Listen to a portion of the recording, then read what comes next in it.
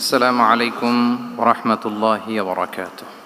আমি যে টপিকটা নিয়ে আজকে আলোচনা করব সেটা হচ্ছে prophetic mindset through the lens of সিরা or through the lens of সুন্নাহ।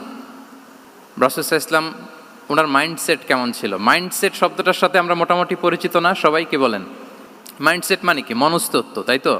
মানুষের মেন্টাল অ্যাটিটিউড, সে যেভাবে ভাবে, যেভাবে চিন্তা করে, একটা মানুষ তার চারপাশের জগৎটাকে যেভাবে দেখে, যেভাবে ভাবে, যেভাবে চিন্তা করে এবং যেভাবে সে সিদ্ধান্ত নেয়, এটাকে বলে তার mindset, the way of thinking.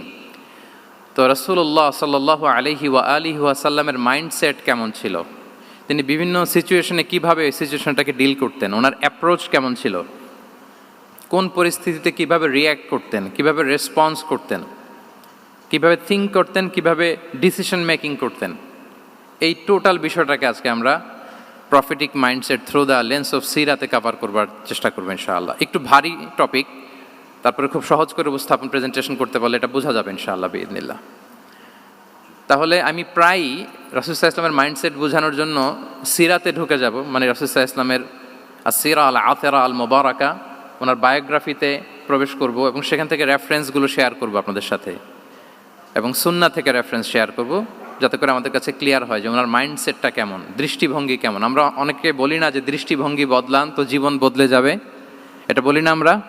তার মানে এটা খুব গুরুত্বপূর্ণ, মাইন্ডসেট খুব গুরুত্বপূর্ণ। আমরা প্রফিটিক মাইন্ডসেট নিয়ে কথা বলবো ইনশাআল্লাহ। আমি আমার রিসার্চে 12টা মাইন্ডসেট খুঁজে পেয়েছি, based on my personal research. আরও কিছু মাইন্ডসেট থাকতে পারে, কিন্তু মেইনলি ঘুরে ফিরে এই 12টার মধ্যেই সীমাবদ্ধ রাসূল সাল্লাল্লাহু আলাইহি ওয়াসাল্লামের মাইন্ডসেট। সেই 12টা মাইন্ডসেট কি আমি পয়েন্টগুলো উল্লেখ করে আমি মূল আলোচনাতে প্রবেশ করছি। প্রথম হচ্ছে গড সেন্ট্রিক মাইন্ডসেট, 2 নম্বরে ভিশন ওরিয়েন্টেড, 3 নম্বরে উইজডম ড্রিভেন, 4 নম্বরে রিফর্ম সেন্ট্রিক, 5 নম্বরে ওপেন মাইন্ডেড, 6 নম্বর এন্টারপ্রেনাল, 7 নম্বর কনসিডারেট, 8 নম্বর ট্রান্সপারেন্ট, 9 নম্বর অ্যাপ্রিসিয়েটিভ, 10 নম্বর হচ্ছে ফ্লেক্সিবল, 11 নম্বর অপটিমিস্টিক, 12 নম্বর হচ্ছে রেজিলিয়েন্ট।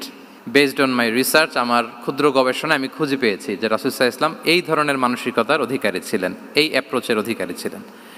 প্রথম যেই মাইন্ডসেটটা নিয়ে আমরা আলোচনা করব সেটা হচ্ছে গড সেন্ট্রিক মাইন্ডসেট বা আল্লাহ সেন্ট্রিক মাইন্ডসেট।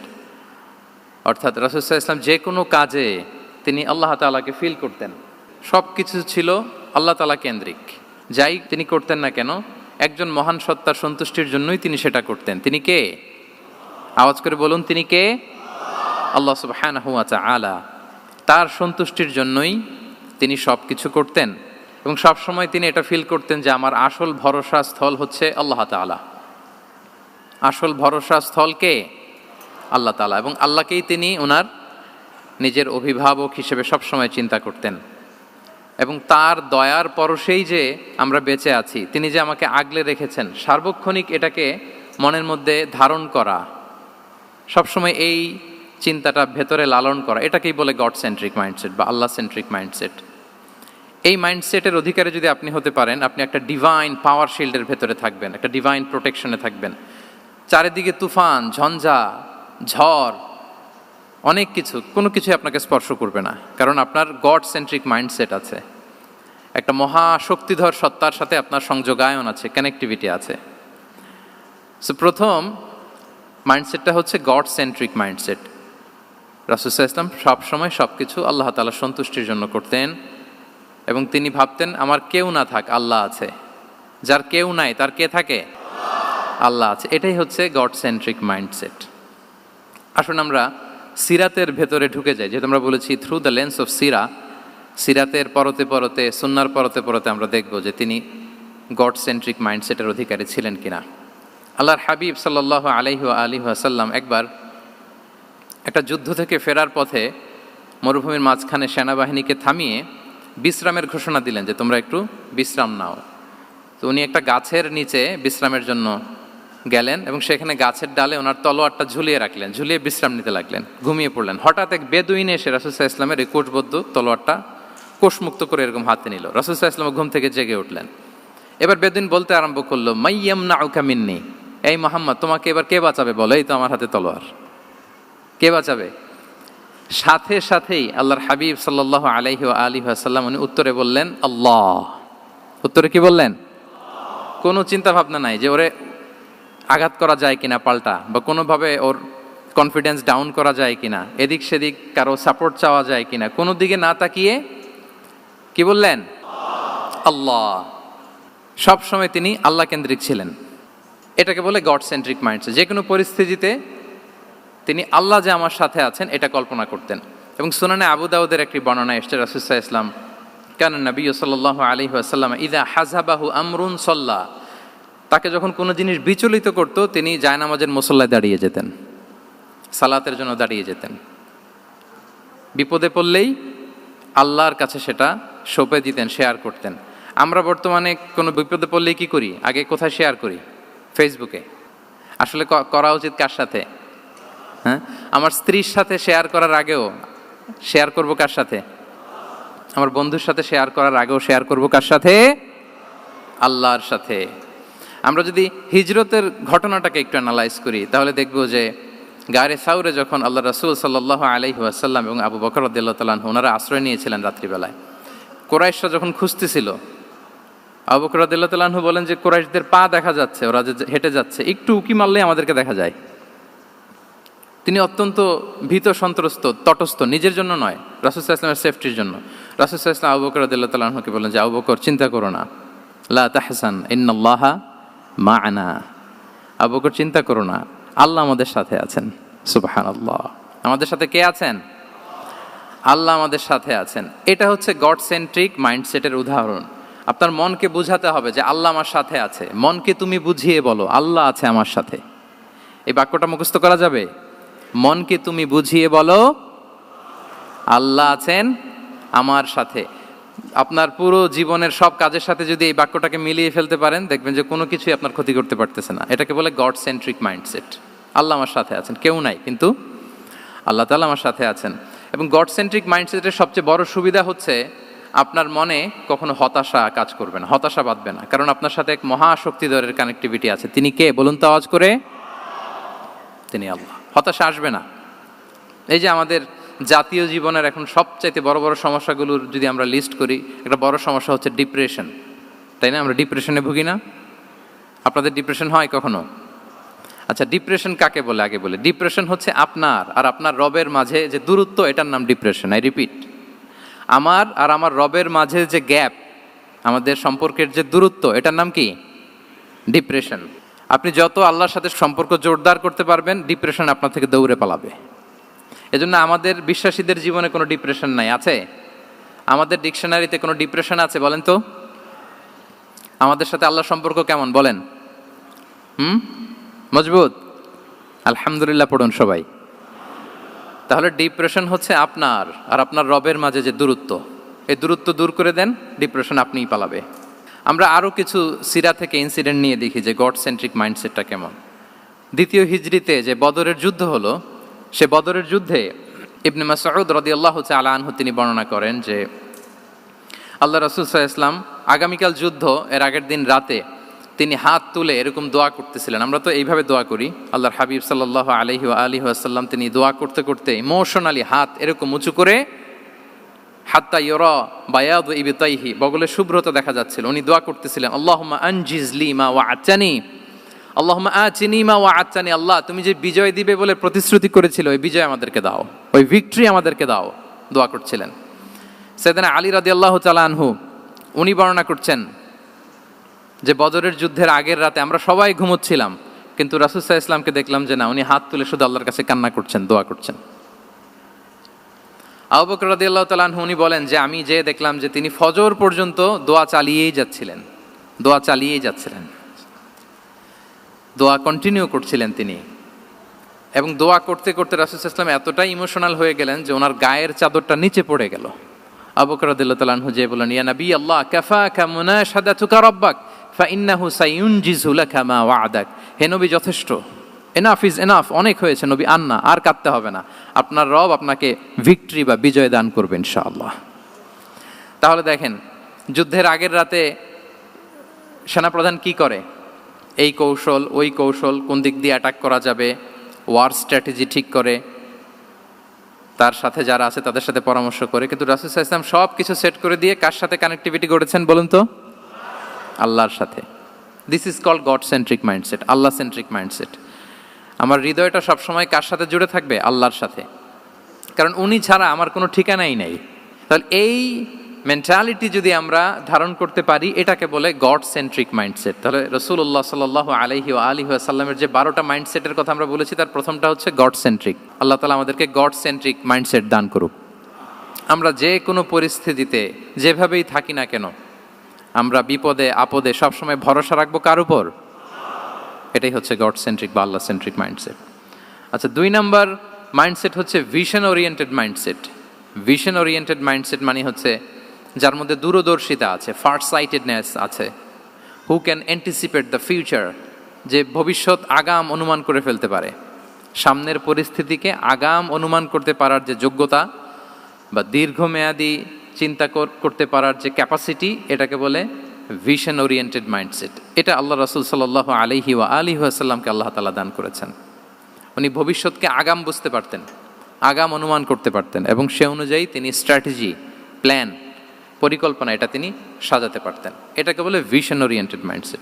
এবার আসুন আমরা সিরাতের কিছু ইনসিডেন্টকে সামনে নিয়ে আসি যে তিনি কীরকম ভিশন ওরিয়েন্টেড মাইন্ডসেটের অধিকারী ছিলেন।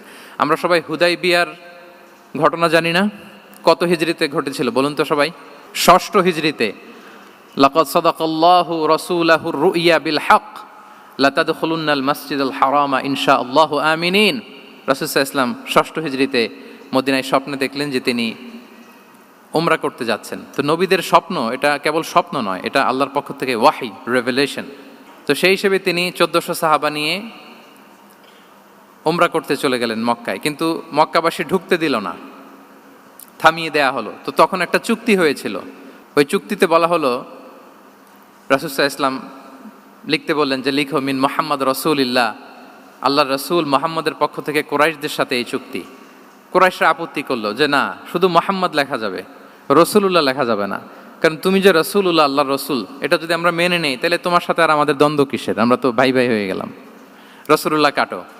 সাহাবারা কেউ রাজি হয় না, বিশেষ করে ওমরে ফারুক রাদিয়াল্লাহু তাআলা, উনি রাজি হয় না, না না এটা কাটা যাবে না। রাসূল সাল্লাল্লাহু আলাইহি ওয়াসাল্লাম অনেক বলে কয়ে বুঝালেন যে না, দীর্ঘমেয়াদী চিন্তা করতে গেলে আমাদের এখন একটা শান্তি চুক্তির দরকার আছে, যাতে করে আমরা আমাদের গ্লোবাল নেভিগেশন সিস্টেম, দাওয়া সিস্টেমকে আরও স্ট্রং করতে পারি। অনেক বলে কয়ে রাসূলুল্লাহ কাটা হলো। এরপর তারা বলে চুক্তিতে লিখো যে এই বছর উমরা করতে দেয়া হবে না, এই বছর ফিরে যাবেন আপনারা সবাই। এটাও সাহাবারা রাজি হয় না, আল্লাহ রাসূল সাল্লাল্লাহু আলাইহি ওয়াসাল্লাম রাজি হলেন। আবার আরেকটা ক্লোজে লেখা হলো যে আগামী বছর আসলেও 3 দিনের বেশি থাকা যাবে না, সেটাও রাজি হয়ে গেল রাসূল সাল্লাল্লাহু আলাইহি ওয়াসাল্লাম। সাহাবারা রাজি হচ্ছেন না। এরপর মক্কা থেকে কোনো লোক মদিনায় গেলে মদিনাবাসী তাকে রাখতে পারবে না, ফেরত দিতে হবে। কিন্তু মদিনা থেকে কোনো লোক মক্কায় আসলে মক্কাবাসী তাকে ফেরত দিতে বাধ্য থাকবে না। দেখেন, একটার পর একটা মুসলমানদের বিরুদ্ধে সব ক্লোজ যাচ্ছে, কোনো সাহাবীরাই রাজি হচ্ছেন না। কিন্তু আল্লাহ রাসূল সাল্লাল্লাহু আলাইহি ওয়া আলিহি ওয়াসাল্লাম তিনি বললেন যে না, লিখো লিখো। ওমর ফারুক রাদিয়াল্লাহু তাআলা আনহু এতটাই রাগান্বিত হলেন, তিনি প্রশ্ন করলেন, ইয়া রাসূলুল্লাহ, আলাইসা আনতা নাবিয়্যুন হক, আপনি এই যে কম্প্রোমাইজের পর কম্প্রোমাইজ করে যাচ্ছেন, আপনি কি সত্য নবী নন, সত্য রাসূল নন? আলাসনা আলা দীনিন হক, আমরা কি সত্যের উপর প্রতিষ্ঠিত নই? আলাইসাল কুরআনু কিতাবুন হক, তো সব যদি সত্য হয় আপনি কেন এগুলো মানছেন? রাসূল সাল্লাল্লাহু আলাইহি ওয়াসাল্লাম বললেন যে ওমর, তুমি বাদ সেদো না, মেনে নাও। মেনে নিলেন, এবং এই মেনে নেওয়াটাকে আল্লাহ ভিক্টরি বলে ঘোষণা দিলেন, বিজয় বলে। আল্লাহু আকবার। ইন্না ফাতাহনা লাকা ফাতহাম মুবিনা। এবং হুদাইবিয়ার এই সন্ধি থেকেই বেসিকলি মক্কা বিজয় ওইদিকে ত্বরান্বিত হয়েছে গতি প্রবাহটা। কারণ রাসূল সাল্লাল্লাহু আলাইহি ওয়াসাল্লাম অনেক দূর দেখেছেন, সাহাবারাই সামনের কিছু বিষয়ে তারা খেয়াল করছেন, কিন্তু রাসূলুল্লাহ সাল্লাল্লাহু আলাইহি ওয়া আলিহি ওয়াসাল্লাম তিনি অনেক দূর দেখতে পাচ্ছেন। আচ্ছা বলেন, 3 তলার উপর থেকে একজন একটা ভিউ দেখতে পায়, আর 30 তলা উপর থেকে আরেকজন একটা কন্ডোমিনিয়ামের উপর থেকে একটা পানোরামিক ভিউ দেখতে পায়। দুইজনের ভিউ দেখা কি একরকম হয়? বলেন, একরকম হবে? কখনোই হবে না। তাহলে 30 তলার উপর থেকে যিনি দেখবে তিনি একটা পানোরামিক ভিউ দেখবে, দ্য টোটাল সিনারিও তার কাছে ক্রিস্টাল ক্লিয়ার হবে, যেটা সাহাবা রিদওয়ানুল্লাহি তাআলা আলাইহিম আজমাইন ওনাদের কাছে ক্লিয়ার ছিল না। এবং ঠিকই এই যে এটা তো বেশি দিন স্থায়ীও হয়নি, 6ষ্ঠ হিজরি থেকে 8ম হিজরি, মাত্র 3 বছরের ব্যবধানে রাসূল সাল্লাল্লাহু আলাইহি ওয়াসাল্লাম যত রিজিওনাল সুপার পাওয়ার ছিল, ওয়ার্ল্ড সুপার পাওয়ার ছিল, পার্সিয়ান এম্পায়ার, তারপর Roman empire, Byzantine empire, Egyptian empire, সব এম্পায়ারদের কাছে চিঠি পাঠিয়েছেন, সালামুন আলা মান ইত্তাবা আল হুদা আসলিম তাসলাম। এবং ইসলামের এক্সপান্ড হয়েছে। ওনার গ্লোবাল নেভিগেশন সিস্টেম উনি চালু করেছেন। এর কারণ কি? উনি ছিলেন ভিশন ওরিয়েন্টেড মাইন্ডসেটের অধিকারী, দূরদর্শী, অনেক দূর দেখতে পেতেন, অনেক দূর তিনি দেখতে পেতেন, দীর্ঘমেয়াদী তিনি পরিকল্পনা করতে পারতেন। এটা হচ্ছে ভিশন ওরিয়েন্টেড মাইন্ডসেট যারা হয় তাদের ক্যারেক্টারিস্টিক্স বা ফিচার।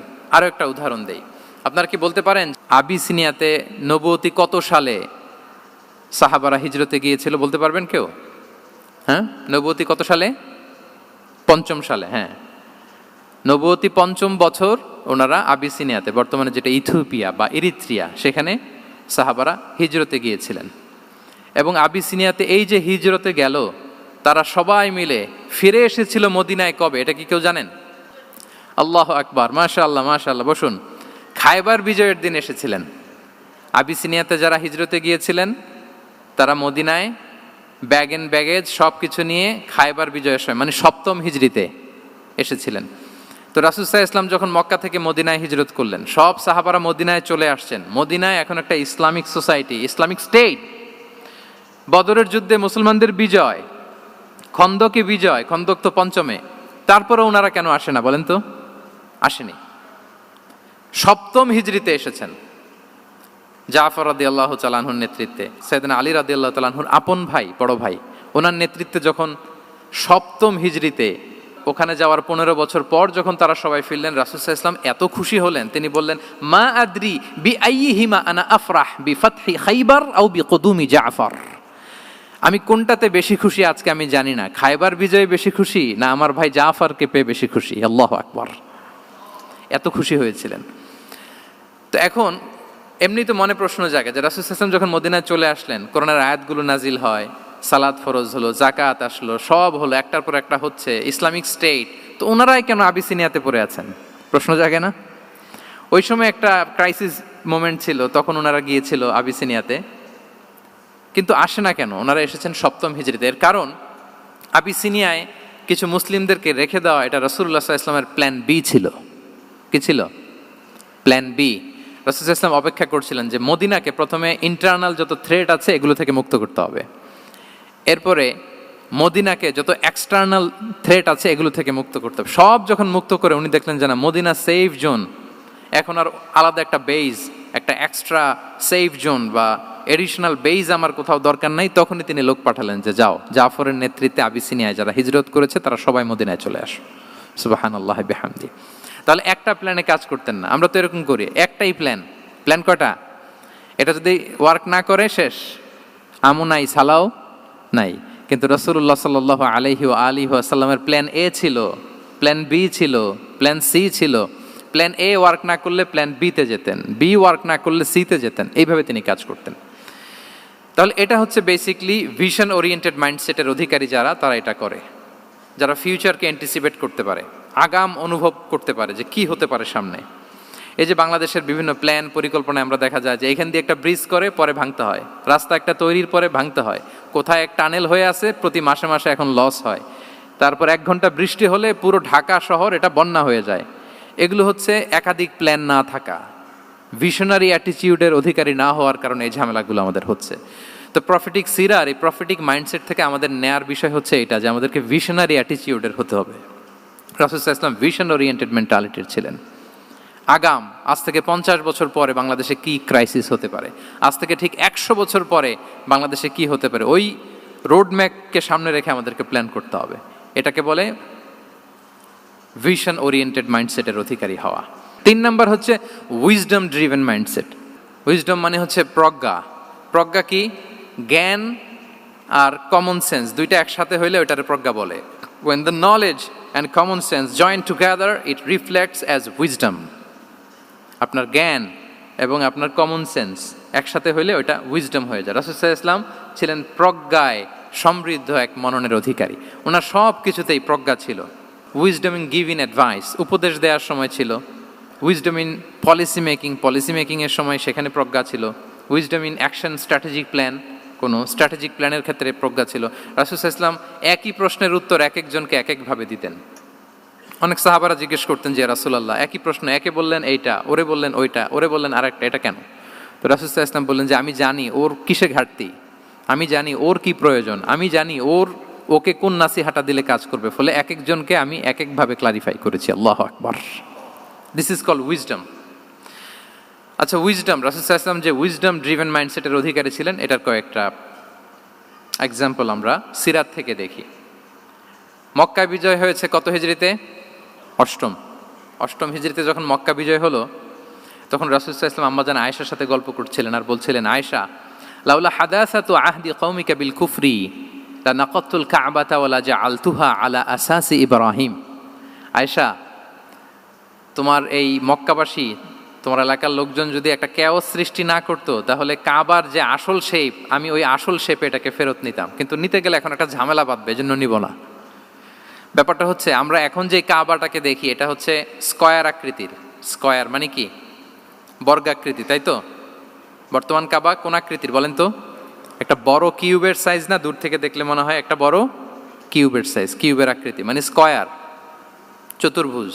কিন্তু সাইয়েদানা ইব্রাহিম আলাইহিস সালাম যে কাবা নির্মাণ করেছিলেন, এটা কিন্তু এরকম কিউব ছিল না, ওইটা ছিল রেক্ট্যাঙ্গেল। রেক্ট্যাঙ্গেল ছিল, মানে আয়তাকৃতির ছিল, এরকম লম্বা। এই যে এই টেবিলটা যেরকম, টেবিলের যে শেপ এইরকম ছিল, এরকম লম্বা কাবাঘর ছিল আয়তাকৃতির। কিন্তু এখন এটা কমে স্কয়ার আকৃতির হয়ে গেছে। এর কারণটা কি? কাবা একবার ওখানে অগ্নিকাণ্ড ঘটার কারণে ধ্বংস হয়েছিল, ফলে কাবাকে আবার রিনোভেশন করা লেগেছিল, পুনর্নির্মাণ। তো কোরাইশা সিদ্ধান্ত নিয়েছিল, কাবা পুনর্নির্মাণে আমরা কোনো হারাম টাকা ইউজ করব না, যার কাছে যত হালাল টাকা আছে নিয়ে আসা হলো। কিন্তু হালাল টাকা যতটুকু জমা হয়েছে, এটা দিয়ে পুরো কাবা নির্মাণ হয় না, অর্ধেক হয়। ফলে কাবা যে আয়তাকৃতির ছিল, সেটা না হয়ে গেছে কি বলেন? বর্গাকৃতির, মানে স্কয়ার। ওই স্কয়ার কাবাই আজ পর্যন্ত রয়ে গেছে। কিন্তু ওই যে আয়তক্ষেত্রের যে শেপের মধ্যে যতটুকু জায়গা বাকি ছিল, ওইখানে দেখবেন একটা ক্রিসেন্টের মতো আছে, হেজরে ইসমাইল, হাতিমে কাবা বলে। ওইটার ভিতরে নামাজ পড়া আর কাবার ভিতরে নামাজ পড়া একই হুকুম। ওইটার ভিতরে নামাজ পড়া আর কাবার ভিতরে নামাজ পড়া কি একই হুকুম। ফলে ওই হাতিমের ভেতরে ফরজ সালাত আদায় হয় না, নফল সুন্নাত পড়া যায়। এমনকি কাবার ভেতরেও ফরজ সালাত আদায় করলে আদায় হবে না, কারণ নামাজের ফরজের মধ্যে একটা ফরজ হচ্ছে ইলা জিহাতিল কাবা, টু দ্য ডাইরেকশন অফ কেবলা। আপনার কেবলা মুখী হইতে হবে না। আপনি তো কাবার ভিতরে ঢুকে গেছেন, এখন কাবা কোন দিকে? কাবা তো নাই, বের হইতে হবে। বের হয়ে কাবা মুখী হলে সালাত হবে। I think you got the point. তো তাহলে রাসূল সাল্লাল্লাহু আলাইহি ওয়াসাল্লামের উইজডম বা প্রজ্ঞাটা এখানে দেখেন। আম্মাজান আয়েশা রাদিয়াল্লাহু তাআলা আনহাকে উনি বললেন যে, আয়েশা, মক্কা তো বিজয় হলো, মক্কার কন্ট্রোল তো এখন আমার হাতে। চাইলে আমি কাবাকে ভেঙে সেই ইব্রাহিম আলাইহিস সালামের যে বেইজ, এরকম লম্বা করে শেপ দিতে পারি, কিন্তু দিব না। কেননা দিলে মক্কা একটা ক্যাওস হতে পারে। কি হতে পারে? কারণ তারা একেবারে ভেরি রিসেন্ট মুসলমান হয়েছে, তারা না বুঝেই বলবে যে সেই আদি কাবা, মুহাম্মদ এই কাবার অপমান করেছে, কাবাকে ভুলুণ্ঠিত করেছে, সম্মানকে নষ্ট করেছে, এরকম একটা কোশ্চেন রাইজ করতে পারে। এই জন্য আমি করলাম না। সুবহানাল্লাহ। This is called wisdom. এটাকে কি বলে? প্রজ্ঞা। এটাকে প্রজ্ঞা বলে। তাহলে আপনার জ্ঞান এবং আপনার কমন সেন্স দুইটা যখন কানেক্ট করে, তখন সেটা প্রজ্ঞা হয়। প্রজ্ঞার আরেকটা উদাহরণ যদি দেই সিরাত থেকে, রাসূল সাল্লাল্লাহু আলাইহি ওয়াসাল্লামের যে কনফ্লিক্ট রিজলভিং ক্যাপাসিটি ছিল, যখন কাবাকে পুনর্নির্মাণ করা হচ্ছে, তখন হাজরে আসওয়াদকে বের করা লেগেছিল, এবং রিনোভেশন শেষে আবার হাজরে আসওয়াদকে তার জায়গা মতো, মানে ব্ল্যাক স্টোন, যেটাতে চুমু দিলে মানুষের গুনাহ মাফ হয়ে যায়, হাজরে আসওয়াদ, চিনতে পেরেছেন না? ফলে অনেক বোনেরা যাদের জন্য হেজাব নিকাব মেনটেন করা হচ্ছে ফার্জ, পর্দার কোনো বালাই নাই, পুরুষের সাথে ধাক্কা ধাক্কি করে তার শরীর মিশে যাচ্ছে, গা মিশে যাচ্ছে, ধাক্কা ধাক্কি করে একটা সুন্নতের জন্য ফরজকে স্যাক্রিফাইস করে ফেলতেছে।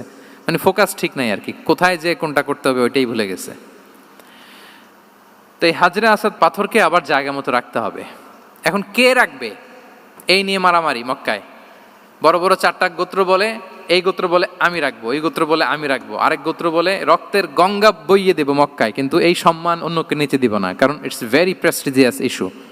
যা আমাদের গোত্র এই ব্ল্যাক স্টোন হাজরে আসওয়াদকে নিয়ে জায়গা মতো রেখেছে, এটা কাউকে দিব না। তো সবাই যখন মারমুখী, তখন আল্লাহ রাসূল সাল্লাল্লাহু আলাইহি ওয়া আলিহি ওয়াসাল্লাম তিনি সমাধান দিলেন যে মারামারির দরকার নাই, একটা চাদর নিয়ে আসো। নিয়ে আসা হলো। 4 গোত্রের 4 লিডারকে বললেন, চাদরের 4 কোণা ধরো। চারজন চার কোণা ধরলো, রাসূল সাল্লাল্লাহু আলাইহি ওয়াসাল্লাম তিনি পাথরটা নিয়ে মাঝখানে রাখলেন। এবার চার নেতাকে বললো, আসো, জাতীয় চার নেতা চলে আসো, কাবার সামনে চলে আসলো। এরপরে আল্লাহ রাসূল সাল্লাল্লাহু আলাইহি ওয়াসাল্লাম ওনার মোবারক হাত দিয়ে, বরকতময় হাত দিয়ে হাজরা আসওয়াদকে নিয়ে নিজ হাতে রাখলেন। এবার সবাই হ্যাপি, কারণ অংশগ্রহণ করতে পারছে। আসলে মূল স্ট্যাটাস কিন্তু চলে গেছে রাসূলের দিকে, নাকি? ওরা তো এটা টাচও করতে পারে নাই, পারছে? ওরা চাদর ধরেই হ্যাপি, কিন্তু পাথরটা ধরেছিল কে? রাসূল সাল্লাল্লাহু আলাইহি ওয়াসাল্লাম। চাদরে রেখেছিল কে? রাসূল সাল্লাল্লাহু আলাইহি ওয়াসাল্লাম। চাদর থেকে নিয়ে আবার কাবা ঘরে সেট করেছিল কে? রাসূলুল্লাহ সাল্লাল্লাহু আলাইহি ওয়া আলিহি ওয়াসাল্লাম। এভাবে উনি কনফ্লিক্ট রিজলভ করতেন থ্রু হিজ উইজডম, ওনার প্রজ্ঞার মধ্য দিয়ে। আমরা যদি তায়েফের ঘটনা দেখি, রক্তাক্ত হয়েছেন, পাহাড় রক্ষী ফেরেশতারা এসে বলেছে, রাসূলুল্লাহ জাস্ট অর্ডার করেন, আমরা কলাপস করবো এমনভাবে the entire Taif city will be collapsed, একেবারে স্ম্যাশ করে দিব, পাউডার হয়ে যাবে। রাসূল সাল্লাল্লাহু আলাইহি ওয়াসাল্লাম বললেন, না, বাল আরজু আন ইউখরিজাল্লাহু মিন আসলাবিহিম মান ইয়াবুদুল্লাহা ওয়াহদাহু ওয়া লা ইউশরিকু বিহি শাইআ। তিনি বললেন, না, ওদেরকে ধ্বংস করে দিও না, ওদেরকে ধ্বংস করলে লা ইলাহা পড়বে কে? সুবহানাল্লাহ। কি উইজডম ড্রিভেন ছিলেন উনি। উনি বলেন যে আমি আশা করি, প্রত্যাশা রাখি, দোয়া করি যে ওরা আমাকে প্রত্যাখ্যান করেছে, কিন্তু ওদের যে নেক্সট জেনারেশন, ওরা সাক্ষী দেবে আশহাদু আল্লাহ ইলাহা ইল্লাল্লাহ ওয়া আশহাদু আন্না মুহাম্মাদার রাসূলুল্লাহ। এবং তাই হয়েছে। এখন তায়েফে যান, চারদিক থেকে আল্লাহু আকবার ধ্বনিতে মুখরিত তায়েফ, এবং এত চমৎকার শহর, এটা একটা ট্যুরিস্ট ডেস্টিনেশন হয়ে গেছে। সৌদি আরবিয়াতে যারা যায়, তায়েফ না গেলে লোকদের ভালো লাগে না। ঠান্ডা, সবুজ শ্যামল, রেইনফল হয়, ফলমূল পাওয়া যায়। আব্দুল্লাহ ইবনে আব্বাস রাদিয়াল্লাহু তাআলা আনহুর স্মৃতিধন্য মসজিদ আছে, অনেকগুলো ইউনিভার্সিটি আছে, ইসলামিক ইনস্টিটিউশন আছে। এই যে নয়নাভিরাম তায়েফ, এটা রাসূল সাল্লাল্লাহু আলাইহি ওয়াসাল্লামের উইজডমের ফসল। ওই দিন যদি রাগের চোটে বলতো যে হ্যাঁ দাও, স্ম্যাশ করে দাও, তাইলে এই যে যারা শাহাদা পড়েছে, নও মুসলিম হয়েছে, এটা কিন্তু হতো না। তাহলে এটা হচ্ছে রাসূল সাল্লাল্লাহু আলাইহি ওয়াসাল্লামের প্রজ্ঞার একটা উদাহরণ। আর একটা উদাহরণে যাই। রাসূল সাল্লাল্লাহু আলাইহি ওয়াসাল্লাম যখন আকাবার দ্বিতীয় শপথ করে ফেললেন ইয়াসরিববাসীর সাথে, তখনও মদিনা হয়নি, তো তখন মদিনাবাসী বলল যে রাসূলুল্লাহ, আপনি তো এখনো হিজরত করবেন না, তো আমাদেরকে কোরআন শিখাবে কে, সালাত শিখাবে কে? আপনি একজন দায়ী পাঠান, আমাদের সাথে একজন টিচার দেন। রাসূল সাল্লাল্লাহু আলাইহি ওয়াসাল্লাম তখনও মদিনাতে হিজরতে যাননি, আমাদের সাথে একজন দায়ী পাঠাবেন। তো রাসূল সাল্লাল্লাহু আলাইহি ওয়াসাল্লাম একজনকে দায়ী হিসেবে পাঠিয়েছিলেন। বলেন ওই দায়ীর নাম কি? কি নাম? মুসআব ইবনে উমাইর রাদিয়াল্লাহু তাআলা আনহু, যিনি উহুদের যুদ্ধে শহীদ হয়েছিলেন, উনাকে পাঠিয়েছিলেন। দেখেন, উনি আবু বকর রাদিয়াল্লাহু তাআলা আনহুকে পাঠান নাই, পাঠিয়েছেন ওমর ফারুককে, ওসমান রাদিয়াল্লাহু তাআলা আনহু, আলী রাদিয়াল্লাহু তাআলা আনহু, কাউকে পাঠাইছেন? কারে পাঠালেন? মুসআবকে। এর কারণ হচ্ছে উনি দেখতে খুব স্মার্ট ছিলেন, খুব ড্যাশিং ফেসের অধিকারী ছিলেন, মক্কার এলিট ফ্যামিলির একজন যুবক ছিলেন, এবং উনি সবচাইতে দামি দামি পারফিউম কালেক্ট করে ওইটা দিতেন। উনি মক্কার কোনো রাস্তা দিয়ে হেঁটে গেলে লোকজন বুঝতো এই রাস্তা দিয়ে কিছুক্ষণ আগে হেঁটে গিয়েছে মুসআব ইবনে উমাইর। সুবহানাল্লাহ। আমরা বাংলায় বলি না যে আগে দর্শনদারি পরে গুণবিচারী, এই কথাটার সাথে পরিচিত আপনারা? আগে দর্শনদারি পরে গুণবিচারী। আল্লাহ তাআলা এক একজনকে আমাদেরকে এক এক অবয়বে সৃষ্টি করেছেন। হুয়াল্লাযী ইউসাউবিরুকুম ফিল আরহামি কাইফা ইয়াশা। আল্লাহর একটা নাম হচ্ছে তিনি আল মুসাউবির, দ্য ডিজাইনার। মায়ের গর্ভে থাকতেই আমাদের কার চেহারা, কার কণ্ঠস্বর, কার স্কিন কালার, কে কিরকম হব, সব ফিক্স তিনি ঠিক করে দিয়েছেন। এটা আল্লাহর দেয়া। কিন্তু রাসূল সাল্লাল্লাহু আলাইহি ওয়াসাল্লামের উইজডমের ব্যাপার হচ্ছে তিনি আবু বকর রাদিয়াল্লাহু তাআলা আনহু, ওমর রাদিয়াল্লাহু তাআলা আনহু, ওসমান আলী, কাউকে চুজ না করে কাকে পাঠালেন? মুসআব ইবনে উমাইরকে। যে তাকে দেখলেই সবাই আগে পাগল হয়ে যায়, মানে ইমপ্রেস হয়ে যায়। হ্যাঁ, ফার্স্ট ইমপ্রেশনটা তার খুব ভালো, খুব ভালো। উনি মুসআব ইবনে উমাইরকে পাঠালেন, এবং যেই প্ল্যান সেই কাজ। উনি যে পুরো মদিনা কাঁপায় ফেলছেন, মাশাআল্লাহ। মদিনার ঘরে ঘরে উনি ইসলামের বার্তা পৌঁছে দিয়েছেন, এবং স্বয়ং রাসূলুল্লাহ সাল্লাল্লাহু আলাইহি ওয়াসাল্লামের আগে তিনি মদিনাতে জুমার নামাজ পড়েছিলেন। কারণ জুমার বিধান আসছে, কিন্তু মক্কা এমন একটা ল্যান্ড যেখানে এখনো জুমা পড়া আবশ্যক হয় নাই, চারদিকে কুফর বেষ্টিত। তো রাসূল সাল্লাল্লাহু আলাইহি ওয়াসাল্লাম লোক পাঠিয়েছেন যে জুমার বিধান এসছে, মুসাব তুমি কিন্তু মদিনায় যারা আছে তাদেরকে নিয়ে জুমা পড়ে ফেলো। তো মুসাব রাদিয়াল্লাহু তাআলা আনহু স্বয়ং রাসূলুল্লাহ সাল্লাল্লাহু আলাইহি ওয়াসাল্লামের আগে রাসূল সাল্লাল্লাহু আলাইহি ওয়াসাল্লামের পারমিশন নিয়ে মদিনাতে জুমা কায়েম করে ফেলছে। সুবহানাল্লাহি ওয়া বিহামদিহি। দেখেন, উইজডম ড্রিভেন পার্সোনালিটির অধিকারী ছিলেন, প্রজ্ঞার অধিকারী ছিলেন, অন্য কাউকে পাঠাননি। কাকে পাঠিয়েছেন? মুসআব ইবনে উমাইর। তাহলে উনি যেই কাজটাই করতেন, যেটা বলতেন, যেটাতে এঙ্গেজ হতেন, এর নেপথ্যে প্রজ্ঞা ছিল। কি ছিল ভাই? উইজডম ছিল। আল্লাহ যেন সেই উইজডম আমাদেরকে দান করেন, আল্লাহ যেন সেই প্রজ্ঞা দিয়ে আমাদেরকে সমৃদ্ধ করেন। আমরা সবাই পড়ি আমিন। 4 নাম্বার হচ্ছে রিফর্ম সেন্ট্রিক মাইন্ডসেট। মানে রাসূল সাল্লাল্লাহু আলাইহি ওয়াসাল্লাম সংস্কারবাদী ছিলেন আর কি। ভুলভাল দেখলে রিফর্ম করতেন, ইসলাহ করতেন, সংস্কার। এখন তো এই যে অনেকগুলো সংস্কার কমিটি হলো দেখলাম বাংলাদেশে, খুব সুন্দর, বিভিন্ন বিষয়ে সংস্কার হচ্ছে। এবং স্বাধীনতার পরে আমাদের বয়স তো আর বেশি না, মানে সব দলের লোকেরা মিলে একসাথে এরকম বসা, এরপর রাষ্ট্রীয় ইস্যু নিয়ে ডিসকাস করা, এরপর মাঝে মাঝে আবার ওয়াক আউট করা, আবার একটু মিষ্টি ঝগড়া করা, আবার একটু ফান করা, এই সব কিছুর মধ্য দিয়ে জাতির জন্য ভাবা, নতুন নতুন চিন্তা প্রণয়ন। That's very good, I do appreciate, এটা দরকার। এমন বাংলাদেশই তো আমরা চেয়েছিলাম, ঠিক কিনা বলেন? এই যে রিফর্ম হচ্ছে, এটা অ্যাপ্রিসিয়েবল। রাসূল সাল্লাল্লাহু আলাইহি ওয়াসাল্লামের কিন্তু এই রিফর্ম সেন্ট্রিক মাইন্ডসেট ছিল। অন্যায় দেখলে, ভুলভাল দেখলে, অসঙ্গতি দেখলে, ইনকনসিস্টেন্সি দেখলে শুধরে দিতেন। শুদ্ধাচার অভিযান চালিয়েছেন মক্কাতেও, মদিনাতেও রিফর্ম করতেন। সব খারাপকে তিনি ভালো দিয়ে পরিবর্তন করে দিতেন। আসুন সিরাতের আয়নায়, থ্রু দ্য লেন্স অফ সিরা, আমরা দেখি কিভাবে পরিবর্তন করতেন। রাসূল সাল্লাল্লাহু আলাইহি ওয়াসাল্লামের একটা আদাত বা হ্যাবিট ছিল, তিনি কোনো ব্যক্তির বা কোনো স্থানের কোনো বাজে নাম বা খারাপ নাম দেখলে ওটা ভালো নামে চেঞ্জ করে দিতেন। মক্কা থেকে মদিনায় হিজরতের আগে মদিনার নাম ছিল ইয়াসরিব। কি ছিল? ইয়াসরিব মানে হচ্ছে প্রতিশোধ বা নিন্দা বা ক্ষোভ বা ভর্ৎসনা, সবগুলোই খুব বাজে মিনিং ডিনোট করে। রাসূল সাল্লাল্লাহু আলাইহি ওয়াসাল্লাম বললেন, আমি যেই শহরে হিজরত করব এই শহরের নাম ক্ষোভ, এই শহরের নাম হিংসা, এটা হইতে পারে? বলেন। রাহমাতাল লিল আলামিন, হ্যাঁ, mercy and peace for the entire universe করে যাকে আল্লাহ পাঠিয়েছেন, উনি যেই শহরে থাকবেন ওই শহরের নাম প্রতিশোধের শহর, এটা হবে? উনি শহরের নাম চেঞ্জ করে দিলেন। উনি শহরের নাম দিলেন মদিনাতুন নবী। কি দিলেন? মদিনাতুন নবী, অথবা তবা তয়্যিবা, চেঞ্জ করে দিলেন, পরিবর্তন করে দিলেন। এক এলাকায় যে বিষ্ণু ইসলাম দেখলেন যে গাছপালা হয় না, উনি বললেন মাসমুহাদিহিল আরদ, এই জায়গার নাম কি? সবাই বলে ইসমুহা গাদেরা। গাদেরা মানে হচ্ছে মাকান লা নাবাতা ফিহি ওয়ালা শাজার, এমন জায়গা যেখানে ঘাস লতাপাতা কিছুই জন্মায় না। রাসূল সাল্লাল্লাহু আলাইহি ওয়াসাল্লাম বললেন, এই জন্যই তো ঘাস জন্মায় না, নাম তো রাখছো খুব বাজে একটা নাম। রাসূল সাল্লাল্লাহু আলাইহি ওয়াসাল্লাম বললেন, আজ থেকে এলাকার নাম গাদেরা নয়, এলাকার নাম আজকে থেকে খাদেরা। কি নাম? খাদেরা মানে কি বলেন? সবুজ, গ্রিন, এভারগ্রিন, সবুজ শ্যামল। এবং রাসূল সাল্লাল্লাহু আলাইহি ওয়াসাল্লাম যখন গ্রিন ল্যান্ড নাম দিয়ে দিলেন, এরপর থেকে সবুজ শ্যামল করে আল্লাহ জায়গাটাকে বরকতময় করে দিলেন। Changing names. এক সুন্দরী নারীকে বললেন মাসমুকি, কি নাম? বলে আসিয়া। আসিয়া মানে অবাধ্য।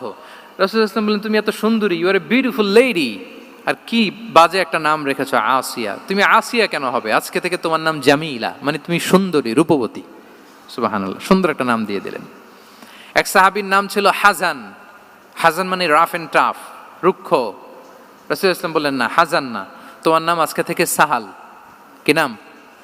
সাহাল। সাহাল মানে সহজ। উনি বলেন, যেদিন থেকে সাহাল রাখছি এর আগ পর্যন্ত নাকি ওনার অসুস্থতা, রোগ বালাই একটার পর একটা লেগেই থাকতো। যেদিন থেকে সাহাল, ওই দিন থেকে উনি বলেন যে আল্লাহ তাআলা নবীর এই নাম চেঞ্জ করে দেওয়ার বারাকায় আমার পুরো জীবনের সব কাজকে আল্লাহ তাআলা সহজ করে দিয়েছেন। তাহলে রিফর্ম সেন্ট্রিক মাইন্ডসেট, আমরাও খারাপ কিছু দেখলে ভালো দিয়ে পরিবর্তন করব। কি বলেন? আচ্ছা, এটা তো নাম চেঞ্জ করে দেয়া। এবার সোশ্যাল রিফর্ম তিনি কি কি করেছেন আমরা একটু দেখি। তিনি যখন যুবক, মক্কায় এক ইয়ামানি লোক ব্যবসা করতে এসে তার প্রোডাক্ট বিক্রি করার পরে, আস ইবনে ওয়াইল নামে এক লোকের কাছে বিক্রি করার পরে যখন দাম চাইতে গেল, আস বলে, আরে বেটা, আমরা মক্কার সন্তান, আমরা দাম দিব না। তো সে ভাবলো হয়তো আমার সাথে ঠাট্টা করেছে, হজের মৌসুম যাক, বেচাকেনা শেষ করে যাওয়ার পথে দামটা নিয়ে যাব। সে ফেরার দিন আবার গেল যে আমার তো জিনিসের দামটা আপনি দিলেন না। সে বলে, আমরা এই ভূখণ্ডের মালিক, আমরা দাম দেই না, এটা তো বড় জুলুম।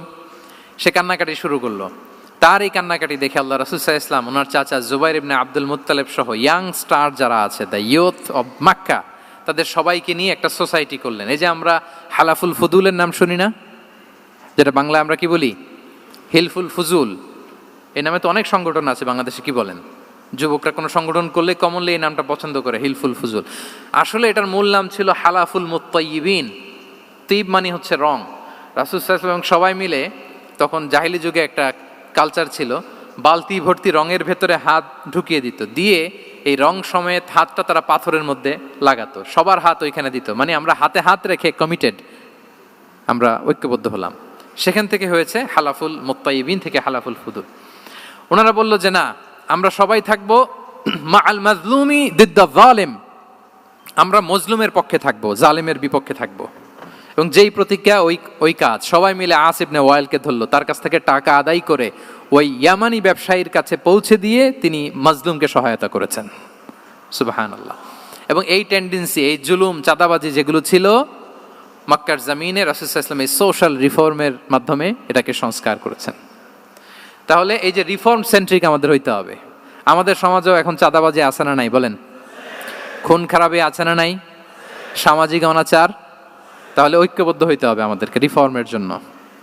যুবক যারা আমরা আছি, যাদেরকে আল্লাহ আমাদের বলার সুযোগ দিয়েছে, লেখার সুযোগ দিয়েছে, ফিল্ডে কাজের সুযোগ দিয়েছে, আমরা সবসময় মাজলুমের পক্ষে থাকবো, আমরা সবসময় জালেমের বিপক্ষে থাকবো। আমাদের নীরবতা আর আমাদের নিশ্চুপ থাকাই জালিমদেরকে আরো বড় বড় জালিম বানিয়েছে। এজন্য নাহনু মাআল মাজলুম দিদ্দা যালিম, এটা হচ্ছে আমাদের স্লোগান। আমরা কাদের সাথে? মজলুমের সাথে। আওয়াজ করে বলেন, কার সাথে? ইত্তাকু দাওয়াতাল মাজলুম। রাসূল সাল্লাল্লাহু আলাইহি ওয়াসাল্লাম বলেন, তোমরা মাজলুমের কান্নাকে ভয় করো, কেননা মাজলুমের কান্না আর আল্লাহর মাঝে কোনো ফারাক থাকে না, কোনো পর্দা থাকে না, বদদোয়া করলেই কবুল হয়ে যায়। তাহলে এভাবে রাসূলুল্লাহ সাল্লাল্লাহু আলাইহি ওয়া আলিহি ওয়াসাল্লাম তিনি সোশ্যাল রিফর্ম করেছেন। আমরা যদি ওনার পলিটিক্যাল রিফর্মের দিকে তাকাই, তাহলে দেখব যে আমরা যদি কনস্টিটিউশন অফ মদিনার কথা বলি, মদিনার কনস্টিটিউশন, এটা কিন্তু রাসূল সাল্লাল্লাহু আলাইহি ওয়াসাল্লাম করেছেন। মদিনা চার্টার, এত চমৎকার চার্টার পৃথিবী আর দেখেনি। ওইটা থেকেই এখন সব গোটা বিশ্বের সংবিধান। এই যে আমাদের সংবিধান সংস্কার কমিশন আছে না একটা, নিশ্চয়ই তারা ওইটা থেকে অনেক বেনিফিটেড হতে পারবেন। আমাদের যে মদিনা চার্টার রাসূল সাল্লাল্লাহু আলাইহি ওয়াসাল্লাম নিজে করা, এবং এটা একটা ইনক্লুসিভ চার্টার ছিল। মুসলিম, পেগানস, জুইশ, সব ধর্মের মানুষকে নিয়ে তিনি মদিনাতে ওয়ান উম্মা ঘোষণা দিয়েছিলেন। One Umma, we are one উম্মা। হোক তুমি পেগান মুশরিক, হোক তুমি জুইশ মানে ইহুদি, হোক তুমি মুসলিম, তুমি যেই ধর্মের হও না কেন, মদিনাকে রক্ষা করতে যে আমরা সবাই মিলে উম্মা ওয়াহেদা, আমরা সবাই মিলে কি উম্মা ওয়াহেদা। পৃথিবীর অনেক দেশ এই আইডিওলজিকে ধারণ করে হু হু করে এগিয়ে গিয়েছে। মালয়েশিয়াতে 3টা রেস, আমি তো প্রায় এক যুগ ওখানে, আমার 2টা ডিগ্রি ওখান থেকে, মাস্টার্স পিএইচডি। সো আমি কাছ থেকে তাদেরকে দেখার সুযোগ পেয়েছি। ওখানে মালয়েরা আছে, তামিলরা আছে, চাইনিজরা আছে, 3 জাতি মিলে ওদের স্লোগান হচ্ছে সাতু মালয়েশিয়া। মালয় ভাষায় সাতু মানে হচ্ছে ওয়ান, মালয় ভাষায় সাতু মানে কি ওয়ান। সাতু মালয়েশিয়া মানে আমরা হতে পারি চাইনিজ, হতে পারি তামিল, কিংবা হতে পারি মালয় ভূমিপুত্রা, কিন্তু সবাই মিলে দেশের স্বার্থে আমরা সবাই কি এক। এটাই লাগবে আমাদের নতুন বাংলাদেশে। জুলাই আপরাইজিং এর পরে আমাদের এই ঐক্যবদ্ধ থাকার বাংলাদেশ আমরা চাই কি চাই না বলেন? সাম্রাজ্যবাদকে রুখে দিতে, যে কোনো ষড়যন্ত্রকে রুখে দিতে ঐক্যবদ্ধ থাকার কোনো বিকল্প নাই, ঠিক কিনা বলেন? ঐক্যবদ্ধ থাকতে হবে আমাদেরকে, যেটা রাসূলুল্লাহ সাল্লাল্লাহু আলাইহি ওয়া আলিহি ওয়াসাল্লাম মদিনা চার্টারে আমাদেরকে শিখিয়েছেন যে আমরা ওয়ান উম্মাহ। তাহলে খারাপ নাম দেখলে চেঞ্জ করতেন, পলিটিক্যাল রিফর্ম করেছেন ওয়ান উম্মাহ গঠনের মধ্য দিয়ে। ফিনান্সিয়াল রিফর্ম যদি বলি, শুধু financial reforms by Prophet Muhammad peace be upon him, এটা নিয়ে লম্বা কথা বলা যেতে পারে। শুধু একটা উদাহরণ দিয়ে শেষ করি। বিদায় হজের ভাষণে উনি সুদকে চিরতরে কবরস্থ করেছেন, সুদকে চিরতরে কবরস্থ করেছেন, এবং এটা অন্যের জন্য না, নিজের ঘর দিয়ে শুরু করেছেন।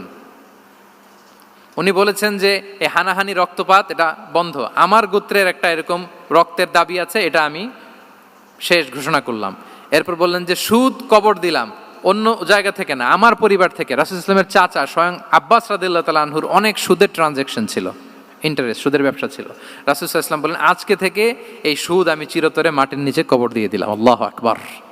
দেখেন সোশ্যাল রিফর্ম। তাহলে পরিবর্তন করতে হলে আগে নিজের ঘর থেকে, আগে কোত্থেকে? নাকি ওই ফ্যামিলি থেকে? হ্যাঁ, আমাদের মধ্যে যেটা হয়, আমরা ওয়াজ নসিহত বা ভালো কথা শুনলেই এটাকে ধরে নিই যে এটা ওর জন্য, ওর জন্য, মানে প্রত্যেকটা ওয়াজই যে আমার জন্য হইতে পারে, প্রত্যেকটা নসিহাতের যে প্রাইম অডিয়েন্স আমি হইতে পারি, এইটা আমাদের মাথায় কেন যেন আসে না। আমরা কোনো ভালো নসিহত শুনলে আমরা ভাবি এটা আসলে সমাজে দরকার, ওর দরকার, আমার ভাইয়ের দরকার, কিন্তু এটা যে আমার দরকার, প্রতিটা নাসিহাতের প্রথম অডিয়েন্স হওয়া দরকার কে? আমি নিজে। তাহলে পরিবর্তন শুরু করতে হবে নিজ থেকে। ওর এই সমস্যা, ওর এই সমস্যা, ওর এটা, আরে মিয়া তোমার কি সমস্যা ওইটা বলো। শুধু ওর ওর না দেখে নিজেরটাও দেখতে হবে। দেখেন, অন্যের দিকে এক আঙ্গুল দেখালে নিজের দিকে কয় আঙ্গুল যায় বলেন তো? এই যে নিজের দিকে কিন্তু 3টা। আমি যদি এরকম করি তা আমার দিকে আসে 3টা। এজন্য নিজ থেকে, নিজের ফ্যামিলি থেকে আমরা সংস্কার শুরু করব। কি বলেন? ওমরে ফারুক রাদিয়াল্লাহু তাআলা আনহু যখন ফ্যামিলি মিটিংয়ে বসতেন, উনি ওনার সন্তানদেরকে বলতেন, শোনো, তোমরা খলিফাতুল মুসলিমিন, আমিরুল মুমিনিনের সন্তান। তোমাদের কোনো বাজে কাজ যদি সমাজে আসে, তোমাদের কোনো অন্যায় যদি আমার কানে আসে, অন্যের জন্য যা শাস্তি তোমাদের জন্য হবে ডবল শাস্তি। ওমরে ফারুক সন্তানদেরকে বলতেন, তোমরা যদি কোনো ভুল করো, একটা যদি হদ কায়েম করা লাগে এমন অন্যায় যদি করো, একটা হচ্ছে আল্লাহর দেয়া হদ, আর একটা হবে আমি উমরের দেয়া হদ। আমার মতো খলিফাতুল মুসলিমিনের সন্তান হয়ে পাপ তুমি কেন করলে? দেখেন অন্যের বাচ্চা কি করছে, অন্যের, আমাদের তো ওই মেয়েটার সমস্যা, ওনার ছেলের সমস্যা, এগুলো আমার ছেলের যে কি অবস্থা, আমার পরিবারের যে কি হালাত, আমার স্ত্রীর যে কি দশা, ওইটা নিয়ে আমরা ভ্রুক্ষেপ করি না বা চিন্তা করি না। তাহলে সম্মানিত সুধীমণ্ডলী, আমরা পরিবর্তন শুরু করব কোত্থেকে? অন্যের বাড়িঘর থেকে নাকি? হ্যাঁ, কোত্থেকে? নিজ থেকে। আল্লাহ তাআলা আমাদেরকে তৌফিক দান করুক। 5 নম্বরে হচ্ছে ওপেন মাইন্ডেড। আমার প্রিয় নবী বলেন, ওপেন মাইন্ডেড ছিলেন না ন্যারো মাইন্ডেড? সবাই বলবেন, গ্যালারির সবাই আওয়াজ করে, তিনি ওপেন মাইন্ডেড না ন্যারো মাইন্ডেড ছিলেন? রাসূলুল্লাহ সাল্লাল্লাহু আলাইহি ওয়া আলিহি ওয়াসাল্লাম ওপেন মাইন্ডেড ছিলেন। যে কেউ ওনাকে অ্যাপ্রোচ করতেন পারতেন easily, he was very approachable. ছোট বড় আবাল বৃদ্ধ বনিতা ওনার সাথে কথা বলতে স্বাচ্ছন্দ্য বোধ করতো, ভয় পেত না। এজন্য সিরাতের পরতে পরতে দেখবেন এক শিশু এসে প্রশ্ন করে, নারী এসে প্রশ্ন করে, বৃদ্ধ এসে প্রশ্ন করে, বন্ধু এসে প্রশ্ন করে, শত্রু এসে কনভারসেশন করে, সবাই এসে ওনার সাথে কথা বলতে পারতো। সুবহানাল্লাহ। এবং এগুলো উনি অ্যাকোমোডেট করতে পারতেন। কি করতে পারতেন? অ্যাকোমোডেট করতেন। ছোট্ট একটা উদাহরণ দেই, আসির আল হালাবিয়া থেকে নেয়া একটা বিখ্যাত সিরাতের গ্রন্থ। বদরের যুদ্ধে রাসূল সাল্লাল্লাহু আলাইহি ওয়াসাল্লাম বদরের মাঠে সেনা ক্যাম্প স্থাপন করলেন। কি ক্যাম্প? সেনা ক্যাম্প স্থাপন করলেন। আল হুবাব ইবনুল মুনজির রাদিয়াল্লাহু তাআলা আনহু এক সাহাবী, উনি বললেন, ইয়া রাসূলুল্লাহ, এই যে সেনা শিবির যে এখানে স্থাপন করলেন, এটা কি আপনার নিজের ইচ্ছায় না আল্লাহর আদেশে? দেখেন, সেনাপতিরে কোনো সাধারণ সৈনিক এই প্রশ্ন করতে পারে? করলে চাকরি থাকবে? কিন্তু রাসূল সাল্লাল্লাহু আলাইহি ওয়াসাল্লামের কাছে সাহস নিয়ে আল হুবাব ইবনুল মুনজির বলে, ইয়া রাসূলুল্লাহ, এই যে সেনা শিবির স্থাপন করলেন, এটা কি আপনার ইচ্ছায় নাকি এটা ওয়াহি? রাসূল সাল্লাল্লাহু আলাইহি ওয়াসাল্লাম বললেন, না, এটা ওয়াহি না, এটা ওয়াহি না, বাল হুয়া রায়ু ওয়াল হারবু ওয়াল মাকিদা, না, এটা যুদ্ধের কৌশল হিসেবে আমি করেছি। আল হুবাব ইবনুল মুনজির বললেন, ইয়া রাসূলুল্লাহ, তাহলে সঠিক জায়গায় সেনা ক্যাম্প স্থাপন হয় নাই। রাসূলের দিকে তাকিয়ে বলতেছেন যে আপনি যেখানে করছেন ওখানে ঠিক হয় না ইয়া রাসূলুল্লাহ, আপনি অভয় দিলে আমি বলতে পারি কোথায় ঠিক হবে। রাসূল সাল্লাল্লাহু আলাইহি ওয়াসাল্লাম বললেন, তাই? আমি যেটা করছি এটা ঠিক হয় নাই, তাহলে কোনটা ঠিক বলো? উনি বললেন, ওই যে বদরে একটা কুয়া আছে যেখানে পানির ব্যবস্থা আছে, ওইটার সামনে ব্যারিকেড দিয়ে আমাদের শিবির করতে হবে। তাহলে আমরা বদরের কুয়া থেকে পানি খাইতে পারবো, সারাদিন পানি খাবো, আর কাফিররা যুদ্ধে তো মারা যাবে, পানির অভাবে মারা যাবে। সুবহানাল্লাহ পড়বেন না? রাসূল সাল্লাল্লাহু আলাইহি ওয়াসাল্লাম বললেন, আরে তাই তো, তুমি তো ঠিকই বলেছো, এভাবে তো আমি ভেবে দেখিনি। আবার তিনি অ্যানাউন্স করে দিলেন যে সেনা শিবির এখানে যেই তাঁবু টাঙানো হয়েছে এখান থেকে মুভ করে আল হুবাব যেখানে ইন্ডিকেট করেছে ঠিক ওই জায়গায় যে শিবির স্থাপন করো। তাহলে আওয়াজ করে বলুন, ওপেন মাইন্ডেড না ন্যারো মাইন্ডেড? আমরা অনেক সময় আমাদের অধীনস্থদের কথা শুনতে চাই না। অনেক সময় অধীনস্থদের মাথা থেকেও দারুণ দারুণ দুর্দান্ত আইডিয়া চলে আসতে পারে। ইগনোর করবেন না সব সময়, আপনি দেখবেন যে তার কাছ থেকে ভালো আইডিয়া এসছে কিনা। তাহলে রাসূল সাল্লাল্লাহু আলাইহি ওয়াসাল্লাম এটাকে ইগনোর না করে অ্যাকোমোডেট করলেন। সুবহানাল্লাহ। খন্দক যুদ্ধের কথা যদি দেখি, পরীক্ষা খননের অ্যাডভাইস কে দিয়েছিল? মক্কার কোন লোক? মদিনার? কে দিয়েছিল? সালমান আল ফারিসি। বাড়ি কোথায়? ইরান, পারস্য। হি ওয়াজ পার্সিয়ান বেসিকলি। তাহলে দেখেন, সেই পারস্য থেকে এসে বললেন যে এখানে পরীক্ষা খনন করলে ভালো হয়। 5.5 কিলোমিটার পরীক্ষা খনন করে ফেললেন। 4.5 মিটার প্রশস্ত, 3.5 মিটার হচ্ছে এটার ডেপথ। পুরো মদিনার সবাই মিলে এটা করে ফেললেন। তার মানে আমি সব বুঝি, আমি সব জানি, এই মেন্টালিটি থেকে আমাদের বেড়ে আসতে হবে। এটা হচ্ছে একটা ন্যারো মাইন্ডেড পার্সোনালিটির অধিকারী, যে আমি যেটা বলছি ওইটা, এটার পরে কোনো কথা নেই, এটা ভুল। বরং আমার টিমের মধ্যে থেকে যদি কোনো ভালো অপিনিয়ন আসে সেটা আমি রিভাইজ করব। কি বলেন, পারা যাবে না? তাহলে ওপেন মাইন্ডেড পার্সোনালিটি ছিলেন রাসূলুল্লাহ সাল্লাল্লাহু আলাইহি ওয়াসাল্লাম। 6 নম্বর মাইন্ডসেট হচ্ছে এন্টারপ্রেনাল মাইন্ডসেট। এন্টারপ্রেনাল, এখন তো এটা আপনারা সবাই খুব বেশি শোনেন, এন্টারপ্রেনারশিপ, এন্টারপ্রেনাল মাইন্ডসেট আসলে অনেক কিছুর সমন্বয় হয়। 1 নম্বর, যার প্রোঅ্যাক্টিভ অ্যাটিটিউড যাদের থাকে, solution focused, not problem focused. Problem সৃষ্টি হইলে ওইদিকে ফোকাস না করে কিভাবে সলিউশন করা যায় ওইদিকে ফোকাস করতেন। এরপর যে হিউম্যান রিসোর্সের ভালো ম্যানেজ করতে পারে, রিসোর্স কম কিন্তু to take the best out of this resource. অনেকে দেখবেন যে ছোট্ট জিনিসকে অর্গানাইজ করে এত সুন্দর প্রেজেন্টেশন করে, আবার অনেকের অনেক আছে কিন্তু সেটাকে প্রেজেন্ট করতে পারে না, এরকম আছে না নাই? রাসূল সাল্লাল্লাহু আলাইহি ওয়াসাল্লাম অল্প রিসোর্স দিয়ে অনেক বড় কিছু অ্যারেঞ্জ করতে পারতেন, সুবহানাল্লাহ। এবং he was a very good talent hunter. রাসূল সাল্লাল্লাহু আলাইহি ওয়াসাল্লাম একজন চৌকস ট্যালেন্ট হান্টার ছিলেন। He was a very good observer. সাহাবীদের কার কি ট্যালেন্ট এটা তিনি নোট করতেন। যার যে দক্ষতা তাকে তার ওই দক্ষতা দিয়ে ইসলামের সেবা করতে উৎসাহ দিতেন। যখনই কোনো প্রতিভাবান সাহাবীকে তিনি দেখেছেন, তিনি ইসলামের জন্য সেই প্রতিভাকে কাজে লাগানোর চেষ্টা করেছেন। একজনকে দিয়ে সবটা করেননি। আমাদের সমাজে এই একটা ভুল ধারণা আছে, আমরা অনেকে একজনের কাছ থেকে সব কামনা করি। একজন সব করতে পারে না, পারে? যারা পারেও কোনোটাই ভালোভাবে পারে না, সব পারে একটু একটু পারে। তো রাসূল সাল্লাল্লাহু আলাইহি ওয়াসাল্লাম ট্যালেন্ট হান্টার ছিলেন, যার যেখানে ট্যালেন্ট তাকে ওই কাজে লাগাতেন। বলেন তো খালিদ বিন ওয়ালিদ রাদিয়াল্লাহু তাআলা আনহুকে আল্লাহ রাসূল সাল্লাল্লাহু আলাইহি ওয়াসাল্লাম কি কাজে লাগিয়েছিলেন? অনেক পরে ইসলাম ধর্ম গ্রহণ করেছেন, কিন্তু যুদ্ধের অভিযানে পাঠিয়েছেন এবং পরবর্তীতে তিনি সেনাপ্রধান হয়েছিলেন মুসলিম ব্যাটালিয়নের। কারণ উনি ওয়ার স্ট্র্যাটেজি জানতেন। ওনার আক্রমণের কারণে তো উহুদের প্রান্তরে মুসলিমরা প্রায় নাস্তানাবুদ হওয়ার অবস্থা, তাই না? অনেক পরে আল্লাহ তাআলা ওনাকে ইসলামের জন্য কবুল করলেন। তাহলে উনি ওয়ার স্ট্র্যাটেজি জানতেন, ফলে রাসূল সাল্লাল্লাহু আলাইহি ওয়াসাল্লাম ওনাকে যুদ্ধের জন্য কাজে লাগিয়েছেন। তাহলে সবাইকে একটা দিলে হবে না, প্যারাসিটামল 3 বেলা সবার জন্য হবে নাকি যার যে রোগ সে অনুযায়ী প্রেসক্রিপশন? খালিদ বিন ওয়ালিদ রাদিয়াল্লাহু তাআলা আনহু তিনি সমরবিদ ছিলেন, রণকৌশলী। ওনাকে বানিয়েছেন সেনাপ্রধান। আওয়াজ করে বলুন, কি প্রধান?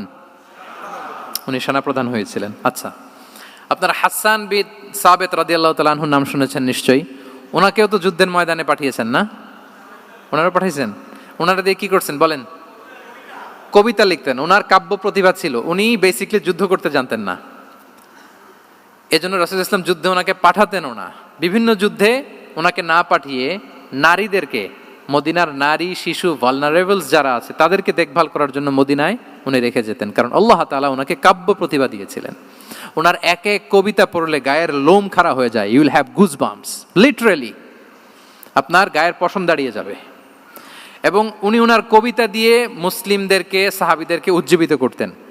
মসজিদে নববীতে আল্লাহ রাসূল সাল্লাল্লাহু আলাইহি ওয়াসাল্লাম ওনার মিম্বারের পাশে শুধু হাসান বিন সাবিতের রাদিয়াল্লাহু তাআলা আনহুর জন্য আলাদা একটা মিম্বার বানিয়েছিলেন, যে হাসান তুমি ওখানে উঠে কবিতা লিখে আমার সাহাবাদেরকে উজ্জীবিত করবে জিহাদের জন্য। আল্লাহু আকবার।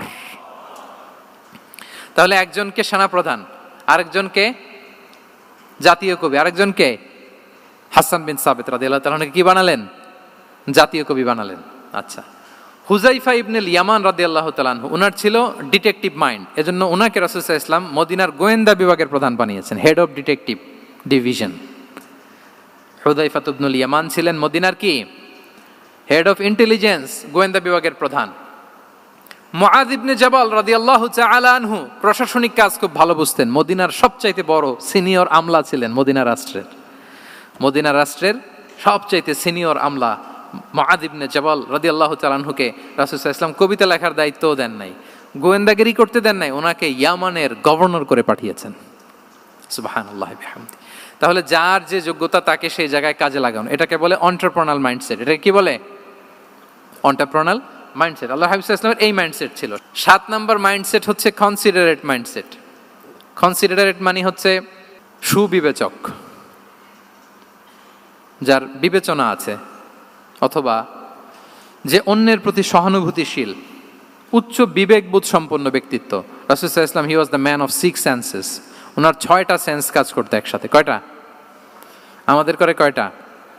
5টা তো আল্লাহ দিছে, অনেকের 3টাও কাজ করে না। কোন দিক দিয়ে কি হচ্ছে দিন দুনিয়ায় নাই, সে একেবারে অন্য জগতের মানুষ। কি হচ্ছে চোখ কান খোলা নাই, কিছু জানা নাই।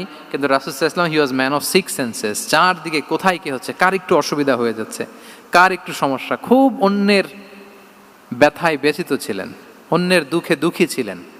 অন্যের প্রতি সহানুভূতি ছিলেন, ম্যান অফ সিক্স সেন্সেস ছিলেন তিনি। সিরাত থেকে দু একটা উদাহরণ দেখেন। একবার রাতের নামাজ, সম্ভবত এশার নামাজ, খুব ছোট্ট করে শেষ করে দিলেন। তো সাহাবারা জিজ্ঞেস করলেন, ইয়া রাসূলুল্লাহ, নামাজ তো এত তাড়াহুড়ো করতে আপনাকে কখনো দেখিনি। তিনি বললেন, আমি নামাজের মাঝখানে এক ছোট্ট বাচ্চার কান্না শুনেছি। আনাস রাদিয়াল্লাহু বর্ণনা করেন যে কানা রাসূলুল্লাহ সাল্লাল্লাহু আলাইহি ওয়াসাল্লাম ইয়াসমাউ বুকা আস-সাবিয়্যি মা উম্মি। আমি যখন নামাজে ইমামতি করছি, পেছনে মহিলাদের কাতারের ওখান থেকে একটা ছোট্ট শিশুর কান্নার আওয়াজ আমার কানে আসলো। দেখেন কি সেন্স।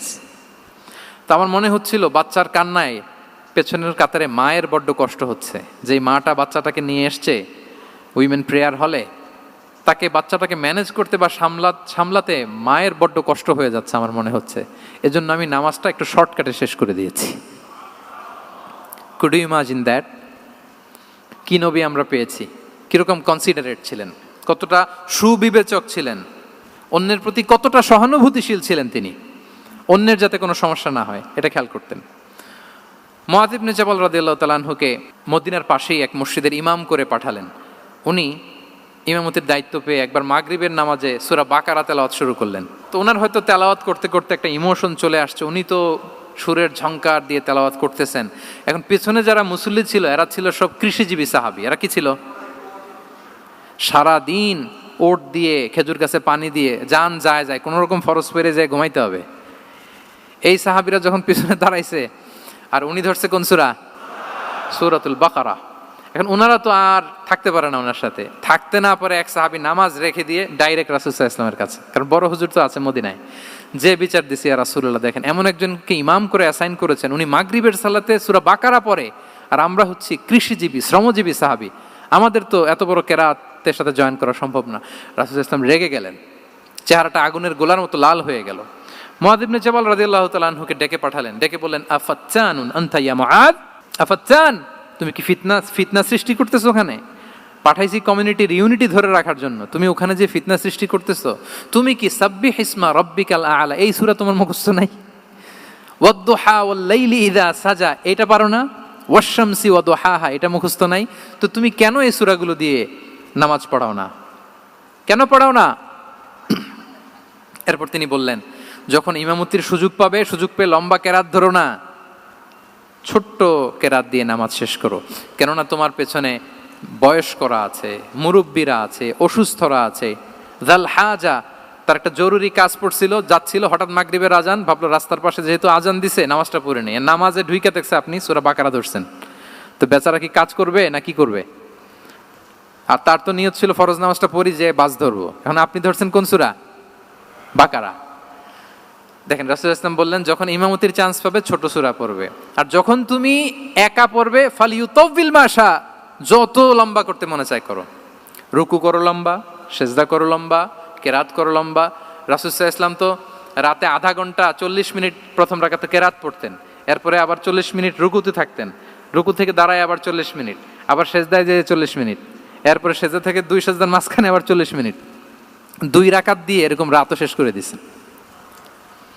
তো আপনার লম্বা যদি পড়তে মনে চায়, আপনি তো আপনার ব্যক্তিগত নফল সালাতে এভাবে লম্বা করবেন। কিন্তু আমাদের হয়ে গেছে উল্টা, একাকী নামাজ কোনো রকম রুকু সেজদা এরকম হয়ে গেছে না অনেকটা। কিন্তু ইমামতির সুযোগ পেলে মাশাআল্লাহ, আল্লাহু আকবার, এইবার শুরু হয়েছে শাইখ সুদাইসির কণ্ঠে, এই লম্বা করে। এখন পেছনে মুসল্লিদের কি দশা ওইটা আর আমরা খেয়াল করি না। না, আমাদেরকে অন্যের প্রতি সহানুভূতিশীল হতে শিখিয়েছে ইসলাম, কনসিডারেট হতে শিখিয়েছে, সুবিবেচক হতে শিখিয়েছে, যেটা রাসূল সাল্লাল্লাহু আলাইহি ওয়াসাল্লাম করেছেন। এবং রাসূল সাল্লাল্লাহু আলাইহি ওয়াসাল্লাম কোনো কাজে কাউকে পাঠালে ওনার বিখ্যাত সে বাণীটা বলে দিতেন যে ইয়াসসিরু ওয়ালা তুআসসিরু বাশশিরু ওয়ালা তুনাফিরু, সহজ করে উপস্থাপন করো, কঠিন করো না। সুসংবাদ দিও, মানুষকে দিন থেকে ভাগিও না। আমরা মানুষকে ভয় দেখাই, আমরা এত কঠিন করে ইসলামকে উপস্থাপন করি, মানুষ বলে আগে যেটা করতাম ওইটাই ভালো। তো আমরা যেন দিনকে কঠিন না করি, আমাদের কোনো অ্যাটিটিউডের কারণে যেন মানুষ ইসলাম থেকে ভেগে না যায়। আরেকটা উদাহরণ দেখুন, একবার মাগরিবের কিংবা এশার নামাজে রাসূল সাল্লাল্লাহু আলাইহি ওয়াসাল্লাম লম্বা সেজদা দিলেন। এত লম্বা সেজদা তিনি কখনো দেন না। নামাজ শেষে সাহাবারা জিজ্ঞেস করলেন, ইয়া রাসূলুল্লাহ, আপনি কি নামাজের মাঝখানে অসুস্থ হয়ে গেলেন নাকি? অথবা কোরআনের আয়াত নাজিল হলো নাকি, ওহী নাজিল হলো নাকি? রাসূল সাল্লাল্লাহু আলাইহি ওয়াসাল্লাম বললেন, কুল্লু যালিকা লাম ইয়াকুন ওয়ালাকিন নাবনি ইরতাহালানি ওয়া কারিহতু আন উআজ্জিলাহু হাত্তা ইয়াকদিয়া হাজাতাহ। বললেন না, অসুস্থ হই নাই, ওহিও নাজিল হই নাই। আমি যখন সেজদায় গিয়েছি, আমার দুই ছোট নাতি হাসান হোসেন আমার কাঁধের উপরে চেপে বসেছে। যতক্ষণ না ওরা খেলা শেষ না করে নিচে নেমেছে, আমি সেজদায় লুটিয়েছিলাম। নেমেছে, এরপরে মাথা উঠিয়েছি। আমার মাথা উঠানোর কারণে ওদের খেলার একটু ডিস্টার্ব হবে, এজন্য আমি আর সেজদা থেকে মাথা উঠাই নাই। দেখেন, নাতির খেলার যেন ডিস্টার্ব না হয়। পেছনের মহিলা সারির এক বোনের নামাজের সমস্যা হচ্ছে, এগুলো উনি খেয়াল করতেন, ছোট্ট ছোট্ট বিষয়গুলো উনি খেয়াল করতেন। এটাকে বলে কনসিডারেট মাইন্ডসেট। কি বলে? তাহলে আমরা অন্যের প্রতি যেন সহানুভূতিশীল হই, নাকি শুধু নিজেরটাই দেখব? অন্যেরটা দেখার দরকার আছে না নাই বলেন? 8 নাম্বার হচ্ছে ট্রান্সপারেন্সি। ট্রান্সপারেন্সি মানে হচ্ছে স্বচ্ছতা। ওনার জীবনের চাইতে, ওনার বায়োগ্রাফির চাইতে স্বচ্ছ বায়োগ্রাফি আপনি পাবেন না। No public and private dividation. And in the long history of time, no one's life has been recorded more transparently than the life of Prophet Muhammad sallallahu alaihi wasallam. রাসূল সাল্লাল্লাহু আলাইহি ওয়াসাল্লামের চেয়ে বেশি পৃথিবীতে এমন সেকেন্ড কোনো পার্সন আপনি দেখাতে পারবেন না যার জীবনের সবকিছু রেকর্ডেড। সবকিছু রেকর্ডেড। এরকম আছে? ঘরে কি করেছেন, বাইরে কি করেছেন, স্ত্রীর সাথে কি করেছেন, বন্ধুর সাথে কি করেছেন, সাহাবাদের সাথে কি করেছেন, শত্রুর সাথে কি করেছেন, অল আর রেকর্ডেড। সব এন্ড ক্রিস্টাল ক্লিয়ার, একেবারে স্বচ্ছ পানির মতো, স্ফটিক কাচের মতো ক্লিয়ার, ট্রান্সপারেন্ট। ওনার সব কাজে উনি স্বচ্ছতা বজায় রাখতে চাইতেন। কতটা স্বচ্ছ ছিলেন, একটা মজার ঘটনা শোনায় আপনাদেরকে। সহিহ বুখারীতে এসছে, রমাদানের শেষ 10 দিন, দ্য লাস্ট 10 days অফ রমাদানে তিনি ইতিকাফ করতেন। তো ইতিকাফ অবস্থায় স্ত্রীরা এসে রাতে দেখা করে যেত, জরুরি কথা আলাপ থাকলে সেরে যেত। একবার রাতে সফিয়া বিনতে হুয়াই ইবনে আখতাব রাদিয়াল্লাহু তাআলা আনহা আসলেন, ওনার স্ত্রী। কথা হলো, এবার ওনাকে একটু এগিয়ে দিবেন। মসজিদ থেকে রাসূল ইসলাম বারান্দার দিকে পাশ দিয়ে আসলেন এগিয়ে দেওয়ার জন্য। ইন দ্য মিন টাইম হঠাৎ দুইজন আনসারি সাহাবী পাশ দিয়ে হেঁটে যাচ্ছেন।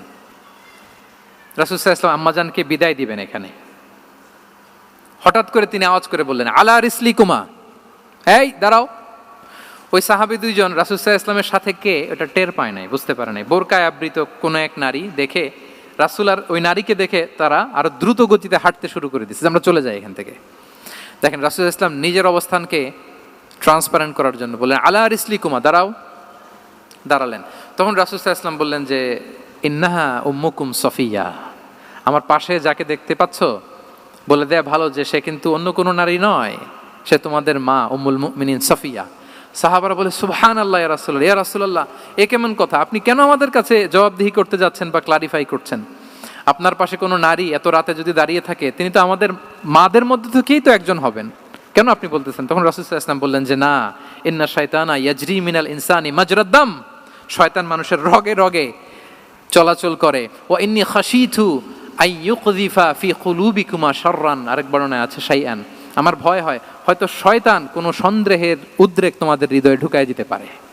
সুবহানাল্লাহ। এজন্য আমি ক্লিয়ার করে দিলাম, এটা আমার বউ, আমার স্ত্রী, তোমাদের মা সফিয়া। দুজন সাহাবী যদি চলে যায়, এমন হতেই পারতো বাড়িতে যে একজন আরেকজনকে জিজ্ঞেস করতে পারতো যে, আচ্ছা, নবীর পাশে যে কালো বোরকা পরা মহিলাটা ছিল, দেখছো না, এটা কে? তখন একজন হয়তো বলতো, কে আর হবে, আমাদের মাই তো হবে, কোনো এক মা। আরেকজন বলবে, আমাদের উম্মুল মুমিনিনের কেউ ছিল নাকি অন্য কেউ? এরকম একটা হুট করে সন্দেহের উদ্রেক মাথায় আসতে পারে না যে ওনার স্ত্রী ছিল না অন্য কেউ ছিল? আসতে পারে কি পারে না বলেন? ওই সন্দেহের অবকাশটুকু রাসূল সাল্লাল্লাহু আলাইহি ওয়াসাল্লাম রাখেন নাই। উনি বলে দিলেন যে, এটা তোমাদের মা, এটা সফিয়া। এই সন্দেহের অবকাশের কোনো সুযোগ নাই। তাহলে রাসূল সাল্লাল্লাহু আলাইহি ওয়াসাল্লামের পুরো লাইফ ছিল ট্রান্সপারেন্ট, একেবারে স্বচ্ছ। তাহলে রাসূল সাল্লাল্লাহু আলাইহি ওয়াসাল্লামের লাইফ তিনি কত স্বচ্ছতার সাথে কাটিয়েছেন, এটা ক্লিয়ার না আমাদের সাথে? Transparent mindset.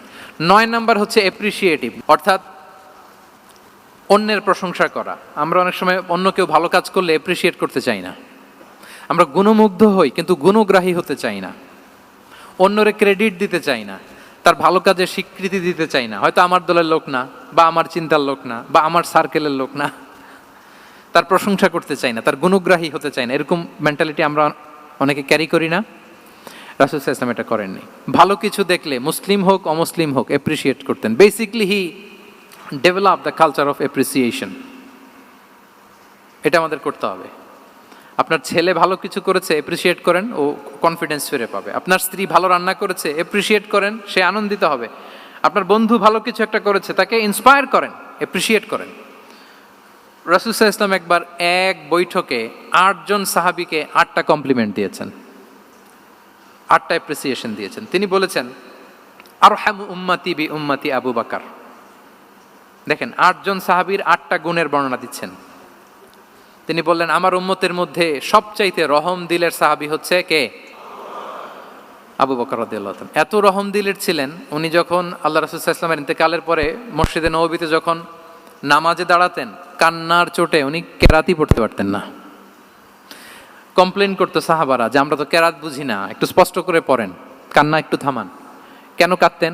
কারণ উনি যখন নামাজে দাঁড়াতেন ওনার ফিলিংসটা হতো এরকম যে কাইফা আকুমু মাকামা রাসূলিল্লাহ, আমি রাসূলের জায়গায় কিভাবে দাঁড়াই? এখানে তো আমার রাসূল দাঁড়িয়ে ইমামতি করেছেন, আমি নবীর জায়গায় দাঁড়িয়ে কিভাবে নামাজটা পড়াই? এই অনুভব থেকে উনি যে কাঁদতে শুরু করতেন, এই কান্নার ধাক্কায় উনি আর তেলাওয়াতই আগাতে পারতেন না। আরহামু উম্মতি বি উম্মতি আবু বকর। আমার উম্মতের মধ্যে সবচাইতে রহম দিলের হচ্ছেন আবু বকর। ও আসাদ্দুহুম ফি আমরিল্লাহি ওমর। দেখেন প্রশংসা করতেছেন। আর আমার উম্মতের মধ্যে আল্লাহর দিন বাস্তবায়নে সবচাইতে কঠোর হচ্ছে ওমর। মুনাফিকরা ওনাকে জমের মতো ভয় পেত, ইভেন শয়তান ভয় পেত। রাসূল সাল্লাল্লাহু আলাইহি ওয়াসাল্লাম বলেন ওমর, তুমি যদি এই রাস্তা দিয়ে হাঁটো, শয়তান যদি দেখতে পায়, শয়তান এই রাস্তা রেখে দিয়ে অন্য কোনো রাস্তা থাকলে ওইটা দিয়ে হাঁটে। সুবহানাল্লাহি বিহামদি। আমাদের অনেক সময় এমন হয় না যে আমাদের বাচ্চারা ছেলেমেয়েরা খেতে চায় না, আমাদের নাতি নাতনিরা খেতে চায় না, মায়েরা খাবার নিয়ে পেছনে পেছনে ঘুরে, আর তখন ভয় দেখায় এই রাত্রিবেলা তাড়াতাড়ি খাও, ওই যে বাঘ আসবে বাঘ, বিড়াল আসবে বিড়াল, তাড়াতাড়ি না খেলে কিন্তু ভূত আসবে ভূত। এরকম বলেন আপনারা? বলেন না? এই দায়িত্ব তো আপনাদের কাঁধে থাকে না? তো ওই যে আমাদের বোনরা বলতে পারবে, বোনরা খাবার নিয়ে ঠিকই রাত্রিবেলায় বাচ্চাদের পেছনে পেছনে এরকম দৌড়াতে হয়। তো কি বলতে হয় যে এই ভূত আসলো ভূত, ওই যে বিড়াল আসলো বিড়াল, কুকুর আসলো, এইগুলো বললে বাচ্চারা আবার ভয় পায়, তাড়াতাড়ি করে খায়। তো মদিনাতেও মদিনার বাচ্চারা খেতে চাইতো না। তো খেতে না চাইলে মায়েরা ভূত আসতেছে ভাল্লুক আসতেছে এগুলো না বলে বলতো হা হুয়া ইয়াতি উমর, ইয়াতি উমর, তাড়াতাড়ি খাও তাড়াতাড়ি খাও, ওই যে ওমর আসতেছে ওমর। সুবহানাল্লাহি বিহামদি। ওয়া আশাদ্দুহুম ফি আমরিল্লাহি উমর। আল্লাহর দিন বাস্তবায়নে সবচাইতে কঠোর ছিলেন ওমর রাদিয়াল্লাহু তাআলা আনহু। ওয়া আসদাকুহুম হায়াআন উসমান। সবচেয়ে লাজুক সাহাবী ছিলেন উসমান রাদিয়াল্লাহু তাআলা আনহু।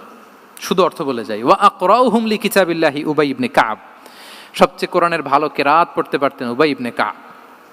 আফরাদুহুম যায়েদ ইবনে সাবিত। উত্তরাধিকার বন্টনের নীতিমালা ফারায়েজের জ্ঞান ছিল যায়েদ ইবনে সাবিত রাদিয়াল্লাহু তাআলা। ওয়া আ'লামুহুম বিল হালালি ওয়াল হারামি মুআয ইবনে জাবাল। এই উম্মতের হালাল হারামের স্পেশালিস্ট সাহাবী হচ্ছেন মুআয ইবনে জাবাল। আলা ওয়া ইন্না লিকুল্লি উম্মাতিন আমিনান ওয়া আমিনা হাদিহিল উম্মাহ আবু উবাইদা ইবনুল জাররাহ। সব উম্মতের একজন বিশ্বস্ত লোক থাকে, এই উম্মতের সবচাইতে বিশ্বস্ত লোক হচ্ছে আবু উবাইদা ইবনুল জাররাহ। দেখেন 8 জন সাহাবীর 8টা গুণের কথা বললেন। আচ্ছা, রাসূল সাল্লাল্লাহু আলাইহি ওয়াসাল্লাম যখন সাহাবীদের প্রশংসা করেছেন, ওই সাহাবীদের কেমন লেগেছে বলেন তো? ফিলিংসটা ভালো লেগেছে না? হৃদয়ে জুড়িয়েছে, ইন্সপায়ার্ড হয়েছেন, মোটিভেটেড হয়েছেন। সাহাবীদের মধ্যে সবচাইতে সুরেলা গলার কণ্ঠের অধিকারী ছিলেন আবু মুসা আল-আশআরী রাদিয়াল্লাহু তাআলা আনহু। তো রাসূল সাল্লাল্লাহু আলাইহি ওয়াসাল্লাম একবার রাত্রিবেলা তার বাসার পাশ দিয়ে যাচ্ছিলেন, দীর্ঘ সময় ওনার কণ্ঠের তেলাওয়াত শুনলেন। পরের দিন সকালে বললেন যে আবু মুসা, তুমি তো চমৎকার গলায় তেলাওয়াত করো। আবু মুসা বলে, ইয়া রাসূলুল্লাহ, আমি তো কোনোদিন আপনার সামনে দাঁড়িয়ে তেলাওয়াত করি না, আপনি কি করে জানলেন? রাসূল সাল্লাল্লাহু আলাইহি ওয়াসাল্লাম বললেন, গত রাতে তুমি যখন তেলাওয়াত করছিলে আমি তোমার ঘরের পাশ দিয়ে যাচ্ছিলাম, আমি মনোযোগ দিয়ে শুনেছি। আবু মুসা বলে, ইয়া রাসূলুল্লাহ, আপনি আমার তেলাওয়াত শুনতেছেন, ওইটা জানলে তো আমি ফজর পর্যন্ত তেলাওয়াত চালিয়ে যেতাম, হাত্তাল ফাজর আমি তেলাওয়াত চালিয়ে যেতাম ইয়া রাসূলুল্লাহ। আল্লাহ রাসূল সাল্লাল্লাহু আলাইহি ওয়াসাল্লাম তখন বললেন, লাকাদ উতিতা মিজমারান মিন মাজামিরি আলি দাউদ।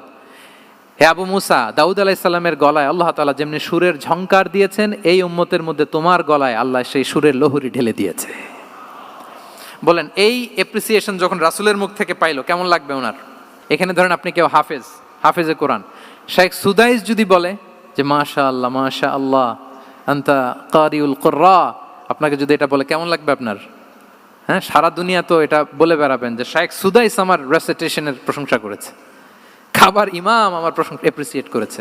আর স্বয়ং রাসূলুল্লাহ সাল্লাল্লাহু আলাইহি ওয়াসাল্লাম যখন বলে তোমার গলায় আল্লাহ সুরের ঝংকার ঢেলে দিয়েছে, তখন ওনার কেমন লেগেছে?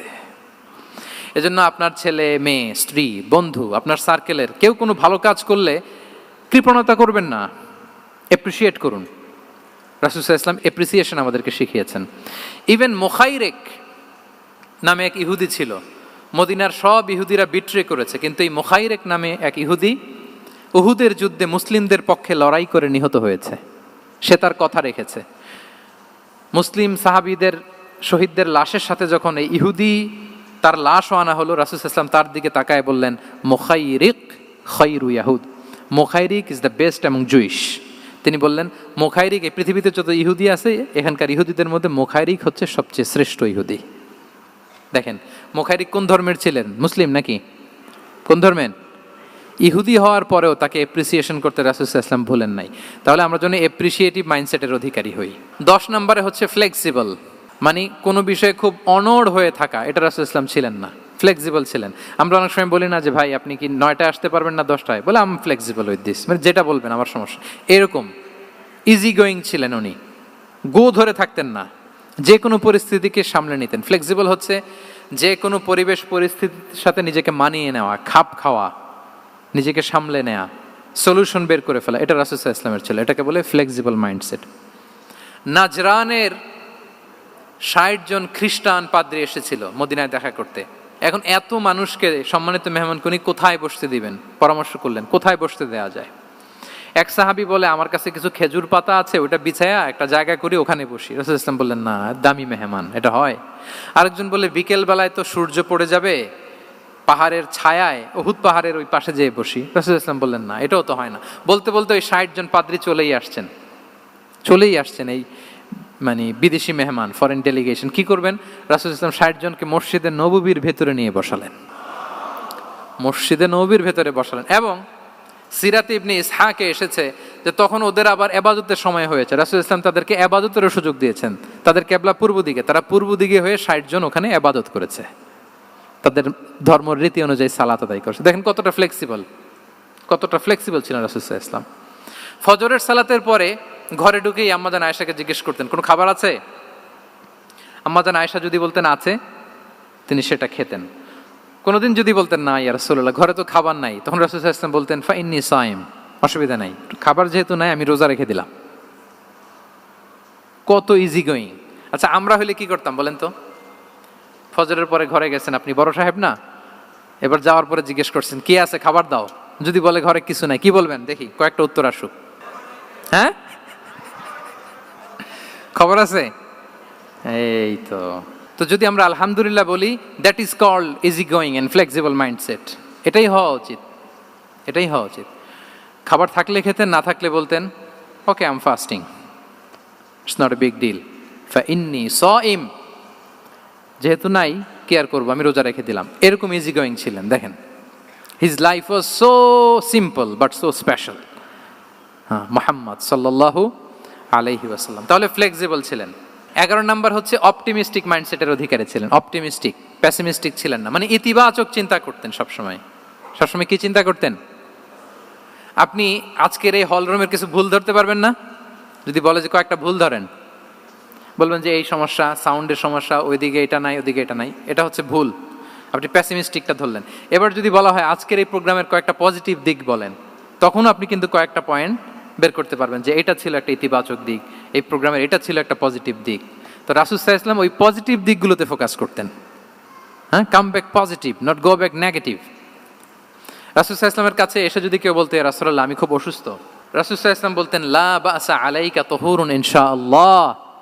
ইয়া রাসূলুল্লাহ আমি অসুস্থ, রাসূল সাল্লাল্লাহু আলাইহি ওয়াসাল্লাম বলতেন আরে don't worry, it will cleanse up you from your sins if আল্লাহ উইশ, ইনশাআল্লাহ এতে তোমার যে গুনাহ টুনা আছে, পাপ আছে, এই পাপগুলোকে আল্লাহ তাআলা এই অসুস্থতা দিয়ে মোচন করে দিচ্ছেন। পড়েন সুবহানাল্লাহ। তাহলে আপনি অসুস্থতার মধ্যে একটু হালকা হইলেন না, যে জ্বরে ভুগতেছি কিন্তু এই জ্বরে নাকি আমার গুনাহ মাফ হয়ে যায়, পেটের ব্যথায় আক্রান্ত, মাথা ব্যথায় আক্রান্ত, কিন্তু এটাতে নাকি আল্লাহ আমার পাপ মোচন করে দেয়, তাহলে একটু ভালো লাগবে না? তাহলে দেখেন একটা কঠিন পরিবেশকে রাসূল সাল্লাল্লাহু আলাইহি ওয়াসাল্লাম সহজ করতেন। অসুস্থ শুনলেই লা বাস তুহুরুন ইনশাআল্লাহ, আর কিছু হবে না, আল্লাহ তোমার গুনাহ মাফ করে দিচ্ছে। অসুস্থ ব্যক্তি দেখলেই মাথায় হাত দিয়ে দোয়া করতেন আল্লাহুম্মা রাব্বান নাস আযহিবিল বাস ইশফি আনতাশ শাফি লা শিফাআ ইল্লা শিফাউক শিফাআন লা ইউগাদিরু সাকামা। উজ্জীবিত হয়ে যেত অসুস্থ ব্যক্তি। আমরা কি করি? কাউকে অসুস্থ দেখলে, রোগাক্রান্ত দেখলে, ওই রোগে সবচাইতে কষ্ট পেয়ে যে মারা গেছে তার ঘটনা বলা শুরু করি, যে হায় রে ভাই আপনার ক্যান্সার, আমার এক খালা ছিল ক্যান্সারের 4th স্টেজে চলে গেছিল, 14টা কেমো দেয়া লাগছে, এই যে ফিরিস্তি একেবারে ওনার দাফন কাফন পর্যন্ত।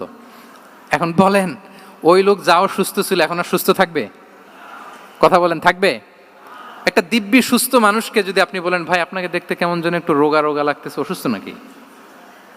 এরপরে প্ল্যান করে ধরেন আপনি বললেন, উনি আবার ওদিকে যাওয়ার পরে আরেকজনকে প্ল্যান করে বলতে বললেন, ও বললো ভাই ব্যাপার কি, চেহারাটা কেমন শুকনা শুকনা। এরকম 5 জন বলার পরে ওই বিকেলে কাঁথা গায়ে দিয়ে শুয়ে ফেলবে বিছানায়। তো আপনি অসুস্থ এমনি বানায় ফেলছেন। কিন্তু রাসূলুল্লাহ সাল্লাল্লাহু আলাইহি ওয়া আলিহি ওয়াসাল্লাম উনি বলতেন লাবাস লাবাস আলাইক তাহুরুন ইনশাআল্লাহ, আরে সুস্থ হয়ে যাবা। এজন্য দেখতে গেলে আপনি উৎসাহিত করবেন, বলবেন আরে ভাই আপনারা তো খুব সুস্থ লাগতেছে। কে বলছে আপনি অসুস্থ? অসুস্থতার কোনো ছোঁয়াই তো আপনার মধ্যে নাই। হ্যাঁ, you are looking very fine, চমৎকার লাগতেছে আপনার, কে বলছে? তো ভালো হয়ে যাচ্ছেন। এটা বললে উনি আশা পায়। আর আপনি যদি ওই রোগে সবচেয়ে কষ্ট পেয়ে যে মারা গেল, এই ঘটনা যদি ওনারে শোনান, উনি বাঁচবে বলেন? তাহলে আমরা মানুষকে উৎসাহিত করব, অপটিমিস্টিক হব, প্যাসিমিস্টিক হব না। এবার বলুন হুনাইনের যুদ্ধে, কুইজ, হুনাইনের যুদ্ধ কত হিজরিতে হয়েছিল? 8ম। হ্যাঁ, মাত্র 2-4 জন বলতেছে। আমাদের ওই যে হাসানা ফাউন্ডেশনের একটা সিরা অলিম্পিয়াড চলতেছে, এটাতে অংশগ্রহণ করতে হবে আপনাদের।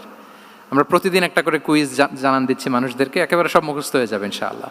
তাহলে 8ম হিজরিতে হাওয়াজিন বনু সাকিব গোত্রের বিশাল ব্যাটালিয়ন নিয়ে ওরা আসছে, এবং ওরা আসছে যে আমরা শুধু একা যাব না, আমাদের স্ত্রী বাচ্চা কাচ্চা, আমাদের যার ঘরে যত সম্পদ আছে সব নিয়ে মরুভূমিতে যাব।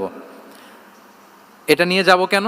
সবার মধ্যে যেন ইন্সপিরেশন আসে যে যদি আমরা হারি, আমরা সব শেষ, আমাদের সম্পদও নিয়ে যাবে। আর এগুলো রক্ষার জন্য হলেও মুহাম্মদের বিরুদ্ধে আমাদেরকে জয়লাভ করতে হবে। কি টেকনিক দেখেন!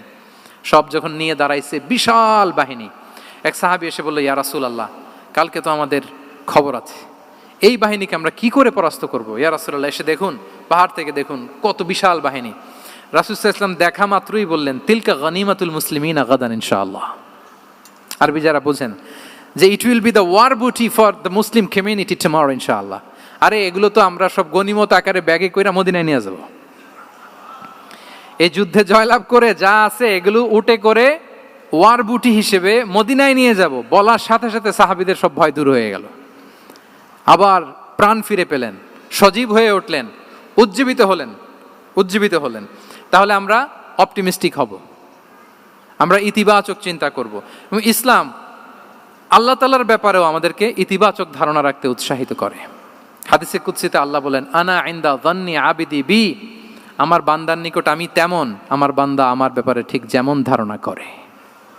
আপনি যদি ধারণা করেন আল্লাহ দয়ালু, ঠিক আল্লাহ তাআলাকে দয়ালু পাবেন। এখন বলেন আল্লাহর ব্যাপারে কার ধারণা কেমন? আল্লাহ তাআলা খুব প্রতিশোধ পরায়ণ না? প্রচন্ড রাগী, আমাদের সবাইকে জাহান্নামে দেওয়ার জন্য বসে আছেন না? তাহলে কি ধারণা বলেন তো? তিনি দয়াময়, তিনি মেহেরবান, তিনি আমাদেরকে অবশ্যই ক্ষমা করবেন। এই বিশ্বাস আল্লাহর প্রতি আমাদের সবার আছে তো? এই বিশ্বাস যদি থাকে, ঠিকই আল্লাহ তাআলাকে রহমান রাহিম হিসেবেই আপনি পাবেন। লাস্ট হচ্ছে রেজিলিয়েন্ট। শেষ, I am going to conclude my speech today. Resilient হচ্ছে যাকে থামানো যায় না, আনস্টপেবল। সংকট কাটিয়ে ঘুরে দাঁড়ানোর সামর্থ্য যার থাকে তাকে বলে রেজিলিয়েন্ট। লেগে থাকার মানসিকতা, টিকে থাকার যোগ্যতা, সহজে হার না মানার যে অ্যাটিটিউড, এটাকে বলে রেজিলিয়েন্ট মাইন্ডসেট। রাসূল সাল্লাল্লাহু আলাইহি ওয়াসাল্লামকে আল্লাহ তাআলা এই মাইন্ডসেট দিয়েছিলেন। ওনাকে হারাইতে পারছে কেউ?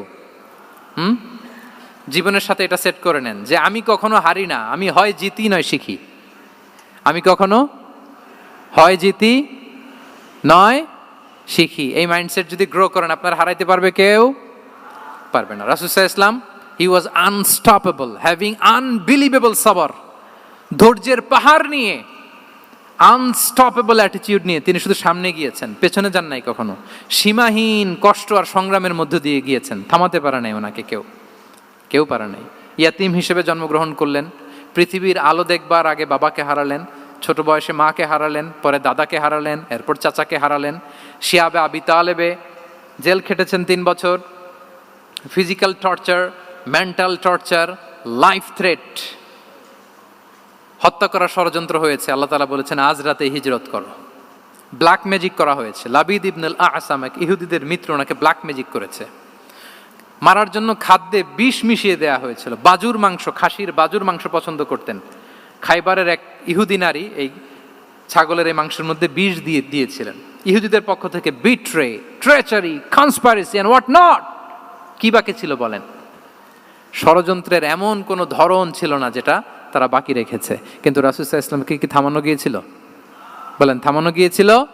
গোটা বিশ্বব্যাপী উনি ছড়িয়ে দিয়েছিলেন লা ইলাহা মুহাম্মাদুর, so nothing can stop him. আমাদের যে লক্ষ্য, ওই লক্ষ্য পানে আমরা পৌঁছবই, আমাদেরকে কোনো কিছু থামাতে পারবে না ইনশাআল্লাহ। বলেন, আমরা আমাদের লক্ষ্য পানে মানজালে মাকসাদে দৌড়ে দৌড়ে যাব। আমাদেরকে থামিয়ে দেয়া হলে আমরা হাঁটতে থাকব, সেখানে আমাদেরকে আঘাত করা হলে আমরা হামাগুড়ি দিয়ে সামনের দিকে যেতে থাকব, সেখানেও থামিয়ে দেওয়ার চেষ্টা করা হলে আমরা আমাদের মঞ্জিলে মাকসিদের দিকে অপলক নেত্রে চেয়ে থাকব। আমাদেরকে কেউ থামাতে পারবে? রেজিলিয়েন্ট, অনর, অটল, আনস্টপেবল, এই মাইন্ডসেটের অধিকারী ছিলেন। ফলেই তিনি লা ইলাহার বাণীকে গোটা বিশ্বে ছড়িয়ে দিতে পেরেছেন। তাহলে আমরা রেজিলিয়েন্ট হতে চাই কি চাই না বলেন? সম্মানিত শুধু মোট কয়টা মাইন্ডসেট জানলাম?